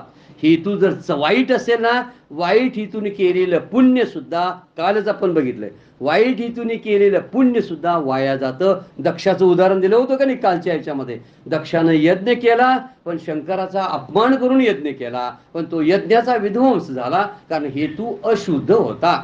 तर शुद्ध हेतू ठेवून केलेली तपश्चर्यास फलभूत होते. म्हणून हिरण्यकशिपूची शुद्ध हेतू नव्हता, आणि त्यानं तपश्चर्यानंतर ब्रह्मदेव प्रसन्न झाला आणि ब्रह्मदेवाकडं वर मागितला, मला अजरामर कर, म्हणजे मला कशानेही मृत्यू येता कामा नये, मी कधीच मरता कामा नये, असा वर मागितला. ब्रह्मदेव म्हणले, अरे जन्माला आलास ना तू, जन्माला प्रत्येकाला मरावं लागतं, ही सृष्टीची रचना आहे, तू तसं म्हणू शकत नाहीस, मी मरायचणार नाही, तुला मरावंच लागेल. का? तू जन्माला आलास म्हणून तुला मरावं लागत आहे, तू दुसरा काहीतरी वर मागून घे. आणि म्हणून त्याने वर मागून घेतला की मला कसा मृत्यू यायला पाहिजे. त्याचा वर काय आहे बघा, मला घरात मृत्यू नको, मला बाहेर मृत्यू नको, मला दिवसा मृत्यू नको, मला रात्री मृत्यू नको, मला सकाळी मृत्यू नको, मला संध्याकाळी दुपारी मृत्यू नको, मला माणसाकडून मरण नको, मला देवाकडून मरण नको, मला शस्त्रानं मरण नको, मला अस्त्रानं मरण नको. मग मरण कशाने सांगा बघू. किती विचित्र वर मागितलंय बघा. मी अजरामर नको म्हणताय काय, मग असला वर द्या. ब्रह्मदेव म्हणले ठीक आहे, कारण अगोदरचा वर त्यांनी कॅन्सल केलता ना, आता म्हणले तुला वर द्यायला पाहिजे, घरात नको, दारात नको, सगळीकडे नको, सगळं. असा हिरण्यकशिपू शक्तिशाली झाला. कोण मारणार हो त्याला? ह्याला रात्री दुपारी दिवसा मरणार नाही. मग हा मरायचा कधी? घरात मारायचा नाही याला, कारण घरात याला मरण येणार नाही. घराच्या बाहेर आणून मारावा तरीही मरणार नाही. आता याला शस्त्र सोडून मारावा तरीही मरणार नाही, अस्त्र सोडून मारावा तरीही मरणार नाही, नंतर देवाकडून मरणार नाही, देवाने मारावं तर देवाकडून मरणार नाही, माणसानं मारणार तर माणसाकडनं मरणार नाही. माणूस कोण याला मारू शकत नाही, देव कोण मारू शकत नाही. कसा वर मागून घेतला होता. हिरण्यकशिपूला लक्षात आलं, आत्ता मी मरत नाही, कारण ही एवढी अट्ट घातलेली आहे ना, ही अट्ट कशी पूर्ण होणार आहे सांगा बघू. मरणारच नाही. एकदम शक्तिशाली झाला, सगळ्या देवांना पराभूत केलं. भगवान म्हणणार, देव घाबरले आणि सगळेजण भगवंताकडे गेले. ते म्हणले जरा थांबा, जेव्हा याच्या मुलग्याचा जन्म होईल, त्याच्या पुत्राचा जन्म होईल, आणि ह्या पुत्र तो भक्त मोठा विष्णू भक्त होणार आहे, आणि तो विष्णू भक्त त्या पुत्राला जेव्हा हा मारायला जाईल ना, तेव्हा भगवंत प्रकट होतील आणि त्याचा वध करतील. काय सांगितलं बघा भगवंतानी, त्याचा आत्ता कोण मारू शकणार नाही, तुम्ही आता सोसा. त्याला जन्माला मूल येणार आहे, त्याचं प्रल्हाद नावाचा मुलगा, तो मोठा भक्त असणार आहे. त्या भक्ताचा छळ ज्यावेळी चालू होईल आणि त्या भक्ताला मारायला त्याचा बाप हिरण्यकशिपू जाईल, त्यावेळी त्याला वाचवायसाठी भगवंत प्रकट होतील. तुम्ही शांतपणे वाट बघा. आपण ही नेहमी वाट बघावी. आपण म्हणतोय एवढे दुष्ट खवळलेले आहेत, ह्यांचं कसं काही कशी काय राहतात हो. पण काही काळ वाट बघून बघा, अशी जी मदमस्त झालेली आणि अहंकारी माणसं असतात ती काही दिवसांतर बरोबर लोटांगण घालतात आणि नष्ट होतात. आपल्याला उदाहरण आपल्या समोर आहे. आपण म्हणजे काय असं कसं असेल एवढी लोकांना लुबाडायला लागलेत, भ्रष्टाचार करायला लागले, तरी पण सुखानं आनंदानं जगायला लागलेत. असं नसतं. भरभराटच त्यांच्या मृत्यूला कारणीभूत होत असते. एक साधू पुरुष होते आणि जाताना पहाटेचं स्नानासाठी निघालेले होते आणि स्नानाला निघाले. एकाने झाड, एक छोटंसं झाड होतं, ते कापून ठेवलेलं होतं आणि कापून ठेवल्यामुळे त्याची शिप्पी अशी तयार झालेली होती आणि असा खुंट होता, तो जमिनीवर होता शेतात. आणि हे आपले निघाले, रात्रीची पहाटेची रात्र होती आणि पहाटेच्या अंघोळीला निघाले होते आणि जाता जाता त्या शिंपीवरतीच पाय पडल्यामुळं त्यांच्यात ते पायाला ती शिंपीची झाली, जखम झाली आणि ते हळहळले. पण ते साधू जे होते रागाने तोंडात बाहेर पडलं, तुझ्या मुळासकट तू नष्ट होशील, मुळासकट उन्मळून पडशील. काय असेल ते, त्यांना झाड असेल ना तर कोण असेल म्हणले, तू उन्मळून पडशील. आणि त्यांचे ते स्नान करून आले. बरेच दिवस निघून गेले. जाताना त्यांच्याबरोबर त्यांचे अनुयायी होते. स्नान करायला जाताना त्यांनी बघितलं त्या झाडाला त्यांनी शाप दिलेला. पण काही दिवस गेले, ते झाड आपलं बरं होतं, त्याला पालवी फुटायला लागली. ते म्हणले नाश व्हावा म्हणून शाप दिलाय, तरी त्याला पालवी फुटायला लागली. पालवीच नाही, त्याचा बुंदा मोठा झाला, मोठं व्हायला लागलं, उंच झालं, फारच उंच झालं. सगळे अनुयायी म्हणले ह्यांचा शाप खोटा ठरला. पण उंच इतकं झालं, एक दिवशी सोसाट्याचा वारा सुटला, मुळा सकट उळमळून खाली पडलं. मोठं का झालं होतं ते? मुळमळून पडण्यासाठी मोठं झालेलं होतं, हे लक्षात घ्या. छोटं असतं तर पडलं असतं काय मुळमळून? नाही, म्हणून मोठं झालं. आपणही म्हणतोय एवढ्या भ्रष्टाचार आहे आणि कसा सुखात राहायला लागलाय, सुखात का राहायलाय, मोठा व्हायला लागलाय. ते एक दिवशी आता पडायचं आहे, कधीतरी खाली पडेल, मुलांच्याकडे त्रास होईल, कुणाकडून त्रास होईल, शरीराचा त्रास होईल, कारण जे भोग आहेत ते चुकणार नाहीत. ज्याने ज्याने सज्जनाला छळलं त्यांना माफ करत नाही देव. देव म्हणतोय मला छळा, कारण माझ्या भक्तांना कोण हात लावेल ना तर मी नुपेक्षी कदा रामदासा अभिमाने, वर्णनच आहे. मी माझ्या दासांना कधीही उपेक्षा करत नाही म्हणतात ते. माझ्या भक्तांना कोणी काही बोललं आणि त्यांचा छळ कोण मनातल्या मनात जरी करत असलं ना, त्यांना मी सोडत नाही. आणि आजपर्यंतची उदाहरणं आहेत शास्त्रातली, पुराणातली, कुणालाही माफ केलं नाही देवानं. देव एक वेळा सज्जन असतात ना, साधू पुरुष असतात ना, ते म्हणतात शाप देणार नाही, कारण त्यांची वृत्तीच कृपाळू असतात. ते म्हणतात करा काय करायचं ते, मी माफ करतोयच तुम्हाला. हे सगळ्यांना माफ करायची वृत्ती असते, पण देव माफ करत नाही कुणाला अजिबात. बघा, जेव्हा त्यांनी विध्वंस करायला चालू केला होता, शंकराचा अपमान झाला, नंदीला राग आला, शंकरांना आला नाही. विचार करण्यासारखी बाब आहे ती. तर साधू पुरुष असतात ना, त्यांना राग कधी येत नाही. पण भगवंत असतो ना, भगवंत म्हणते माझ्या भक्ताला छळायला लागलास काय, तुला सोडत नाही. आता त्या ठिकाणी हिरण्यकशिप एवढा मोठा झाला, देवांना शंका पडाली, आता याची तपश्चर्या एवढी झाली आणि याला मारायचा कुणी. भगवंत म्हणले ग बसा, तो मोठा व्हायला लागलाय, जायासाठीच व्हायला लागलेला आहे. आता प्रल्हाद जन्माला येणार आहे आणि जेव्हा तो जन्मेल त्याचवेळी त्याचा मृत्यू होणार आहे. त्यावेळी प्रल्हादाचा जन्म झाला आणि शुकाचार्यांच्या मुलं जी शुक्राचार्य जे होते ते त्यांचे गुरु. कुणाचे? हिरण्यकशिपूचे गुरु कोण? शुक्राचार्य. शुकाचार्य नव्हे बरं काय, शुकाचार्य भागवत सांगणारे शुकाचार्य हे साधू पुरुष आणि शुक्राचार्य हे ऋषी आहेत. शुक्राचार्य हे दैत्यांचे गुरु. फरक लक्षात घ्या. आता आपण शुकाचार्य आणि शुक्राचार्य याच्यामध्ये साम्य वाटेल, वाटताना बोलताना वाटतं, साम्य नाही. शुक्राचार्य हे दैत्यांचे म्हणजे हिरण्यकशिपूंचे गुरु होते. त्या हिरण्यकशिपू त्या शुक्राचार्यांची दोन मुलं षंड आणि अमर्क, ही दोन मुलं शिक्षक होती ती. आणि ह्या दोघांच्याकडं प्रल्हादाला पाठवलेलं होतं शिकायला. लहानपणापासून प्रल्हाद त्यांच्या शिक्षणाकडे जात होता, त्यांना राजनीतीचे धडे देत होता. पण जन्मताच हा विष्णू भक्त होता, ह्याला असलं राजनीती, राज्य चालवणं ह्याच्यामध्ये इंटरेस्टच नव्हता. जेव्हा हिरण्यकशिपू म्हणायचा माझ्या मुलाचं शिक्षण कसं चाललंय म्हणून कधी कधी भेट द्यायचं. आपण कसं पालक म्हणून शाळेत भेट देतो, माझ्या मुलाची प्रगती काय आहे म्हणून बघायला जातो, तसं हिरण्यकशिपू प्रगती बघायला एक दिवशी गेला होता. पण ह्याचं नाव बघितलं आणि प्रल्हाद उपदेशच करायला लागला आपल्या बाबाला. ते म्हणले षंड आणि अमरकला म्हणाले शिकवतासा काय, अरे विष्णूचं नाव घ्यायला लागले पोरग. आणि तुम्ही शिकवता काय? तुम्हाला शिकवायला पाठवले, त्यासाठी पैसे देतोय तुम्हाला, आणि ते उलट शिकायला लागले तुमच्याकडून. काय शिकायला लागले बघा? तो आपल्या बाबाला सांगतो, हिरण्यकशिपूला, बाबा आपले अनेक जन्म झालेले आहेत, तुम्हाला आठवत नाही. जीव हा सुखामध्ये अडकला म्हणून भगवंतापासून बाजूला झाला. तुम्ही भक्ती करा देवाची, तुम्हाला पुण्य मिळेल. हिरण्यकशिपूला शिकवा लागलाय. आता काय शिकवायसाठी पाठवलेला होता? विष्णूच्या विरोधात वागायसाठी पाठवला होता. पण हा विष्णूचीच भक्ती करणारा पोर त्यांच्याच कुळामध्ये जन्माला आला. किती राग आला असेल बघा. आणि म्हणून शिकवा लागलाय बघा. त्याचा उपदेश बघा. संसारामध्ये जीव अतृप्त असतो, संसारात आसक्ती ठेवू नका, बाबांना म्हणतोय तो.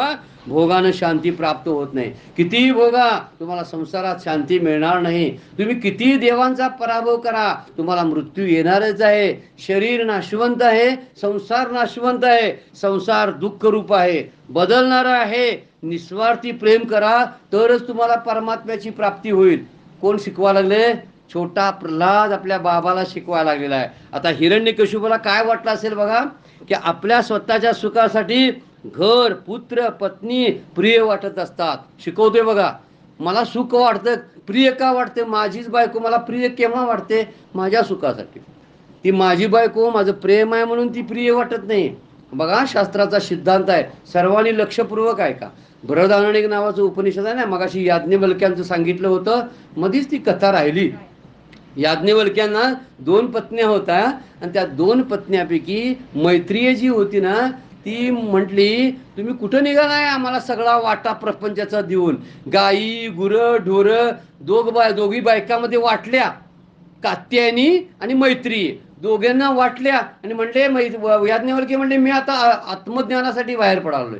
म्हणजे आत्मज्ञान म्हणजे काय असतं? मैत्री म्हणली, तो सगळ्यात मोठा मोक्ष असतो. त्यामुळे संसारातल्या सगळ्या सुखाचा दुर्लक्ष अव्यय करून बाहेर पडणं आहे, आणि अत्यंतिक सुखाची प्राप्ती करून घेणं म्हणजे मोक्ष आहे. मग ह्यामध्ये मोक्ष नाही का? गुरं, ढोरं, जनावरं, धान्य, ते म्हणजे नाही. मग ज्यामध्ये मोक्ष नाही ते आम्हाला कशाला द्यायला लागलाय? म्हटली मैत्री. आणि तुम्ही तेवढं सुख भोगायला निघालाय, आम्हाला पण ते सुख पाहिजे. म्हणून मैत्रीचा आणि याज्ञवल्क्यांचा नवरा बायकोंचा संवाद आहे. आता आम्ही नवरा बायको बोलताना काय बोलतोय? घरातलंच काहीतरी प्रपंचाचं बोलतोय. ही नवरा बायको काय बोलतात बघा, की संसारात सुख नाही याची चर्चा चाललेली आहे. अशी चर्चा ज्या कुटुंबामध्ये चालते ना, संसार करत करत नवरा बायको बोलतात, संसार खरा नाही.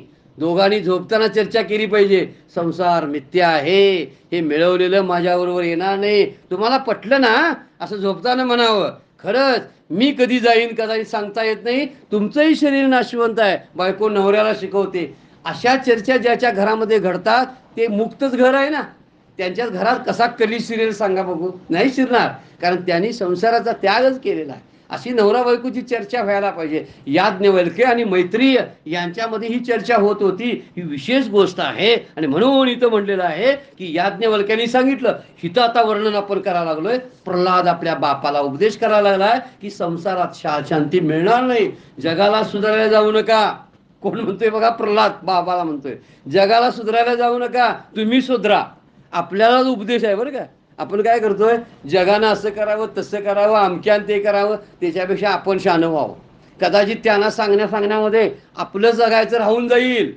दुसऱ्याला जगायचं कसं शिकवण्यामध्ये आपणच जगायचं राहून जाईल. परंतु काही गोष्टी सांगता बघा. 2 जण आपल्या एका मित्राला ट्रेन निघाला होता, कुठल्या तरी भागात निघाला होता, आणि त्याला पोचवायला 2 जण निघाली होती. त्यांच्या पिशव्या बॅगा घेऊन निघाले. ट्रेनची वेळ झालेली होती. 2 जण ती पिशव्या आत चढत होते, आणि हा एकामेकाला नमस्कार करीत बाहेर बसलेला होता. ह्याला जायचं होतं त्या ट्रेनमध्ये, पण तोपर्यंत वेळ झाली, आणि 2 जण आत पिशव्या घेऊन बसली होती ना, तोवर ट्रेन सुटली, आणि ती 2 गेली पुढं, आणि हा राहिला तिथंच. म्हणजे कोण गेलता पोचवायला? कोणाला पोचवाय जो गेलता तोच गेला, आणि ज्याला जायचं होतं ना तो खाली बसला. प्रवचनकार असताना, कीर्तनकार असतात ना, ती दुसऱ्याला पोचवायला बघायला जातात, आणि हीच ट्रेनच्या पाठीमागं बाजूला वाट बघित बसलेली असतात. प्रवचनकारांच्या, कीर्तनकारांच्या वाट्याला हे जास्त येत असते. त्यांनी सावध होणं फार गरजेचं असते. श्रोत्यांना एवढी सावधानता ठेवावी लागत नाही. कीर्तनकार आणि उपदेश करणारी जी लोकांना असतात ना, त्यांनी फार सावध राहावं लागतं. जगाला शिकवायला कधी जाऊ नये असं हिरण्यकशिपूला सोडतं. हिरण्यकशिपूला हे ऐकून क्रोध आला, चिडला तो. म्हणून प्रल्हादानं त्याच वेळी भक्तीची 9 रूपं सांगितलेली आहेत. 9 रूपं म्हणजे त्याला नवविधा भक्ती म्हणतात बघा. श्रवण, कीर्तन, स्मरण, पूजन, अर्चन, पादसेवन, दास्य, सख्य आणि आत्मनिवेदन. आपल्याला हे श्लोक आहे हा, तो भागवतामधला श्लोक आहे. त्या श्लोकाचं आपण आता भाषांतर बघायला लागलोय. पहिली भक्ती श्रवण आहे. आता आपण ऐकायला लागलोय ना, ही भक्ती करायला लागलोय आपण, ही लक्षात घ्या. श्रवण भक्ती आहे. कीर्तन म्हणजे त्याचं गुणगान करणं, भजन करणं, ही भक्ती आहे. स्मरण, आपण नामाचं स्मरण करतो, ही भक्ती आहे. पूजन, पूजा करतो बघा देवाची, मंदिरात जाऊन पूजा, फुलं वाहतो, गंध वाहतो, हे पूजन. अर्चन म्हणजे अर्पण काहीतरी करणं, देवाला पाणी काहीतरी अक्षता आपण अर्पण करतो, नारळ अर्पण करतो. पादसेवन म्हणजे हे गुरूंची भक्ती आहे बघा, त्यांच्या पायांचं सेवा करायची. दास्य म्हणजे सुद्धा सेवाच आहे, म्हणजे शरीराची सेवा करायची. सख्य म्हणजे त्यांच्याशी मैत्री करायची. हे सख्य भक्ती अर्जुनाची आहे बघा. दास्य भक्ती हनुमंताची आहे, विचार करणार आहे. आणि हे सगळं आहे श्रवण भक्ती परीक्षिताची आहे. आता हा परीक्षित ऐकायला लागला ना भागवत, ही श्रवण भक्ती आहे. ह्या सगळ्या भक्त्या ज्या आहेत ना, 9च्या 9 भक्ती, शेवटची भक्ती मात्र आत्मनिवेदन आहे. स्वतःचं समर्पण करणं, मी आणि देव एकच आहोत, अशी ही शेवटची भक्ती आहे. त्याला आत्मनिवेदन भक्ती. प्रल्हाद सांगायला लागलाय भक्तीचे प्रकार. चिडलेल्या बापाला तो कसा खवळला असेल बघा. प्रल्हादाला विविध शिक्षा, अंधार कोठडी ठेवलं, काय वाटेल ते करायला लावलं. आणि म्हणून प्रल्हादाचा नंतर काय झालेला आहे, घात त्या हिरण्यकशिपूनेच केलेला आहे. हा थोडासा घात जो होणार आहे ते थोडच्या पुढच्या टप्प्यामध्ये आपण बघणार आहोत. प्रल्हादाचा छळ कसा केला, त्याचा परिणाम काय झाला, आणि नंतर भगवंताने प्रकट कसे झाले भगवंत, याचा विचार आपण पुढच्या भागामध्ये करूया. आजची सेवा, आत्ताची सेवा या भागातली मी भगवंताच्या चरणी, भगवान श्रीकृष्णाच्या चरणी, माझ्या सद्गुरूंच्या चरणी अर्पण करून विराम घेऊया. पुंडलीक वरदारी विठ्ठल श्री ज्ञानदेव तुकाराम. ओम नमो भगवते वासुदेवाय. ओम नमो भगवते वासुदेवाय. ओम नमो भगवते वासुदेवाय. अवधूत चिंतन श्री गुरुदेव दत्त. श्री गुरुदेव दत्त. श्री गुरुदेव दत्त.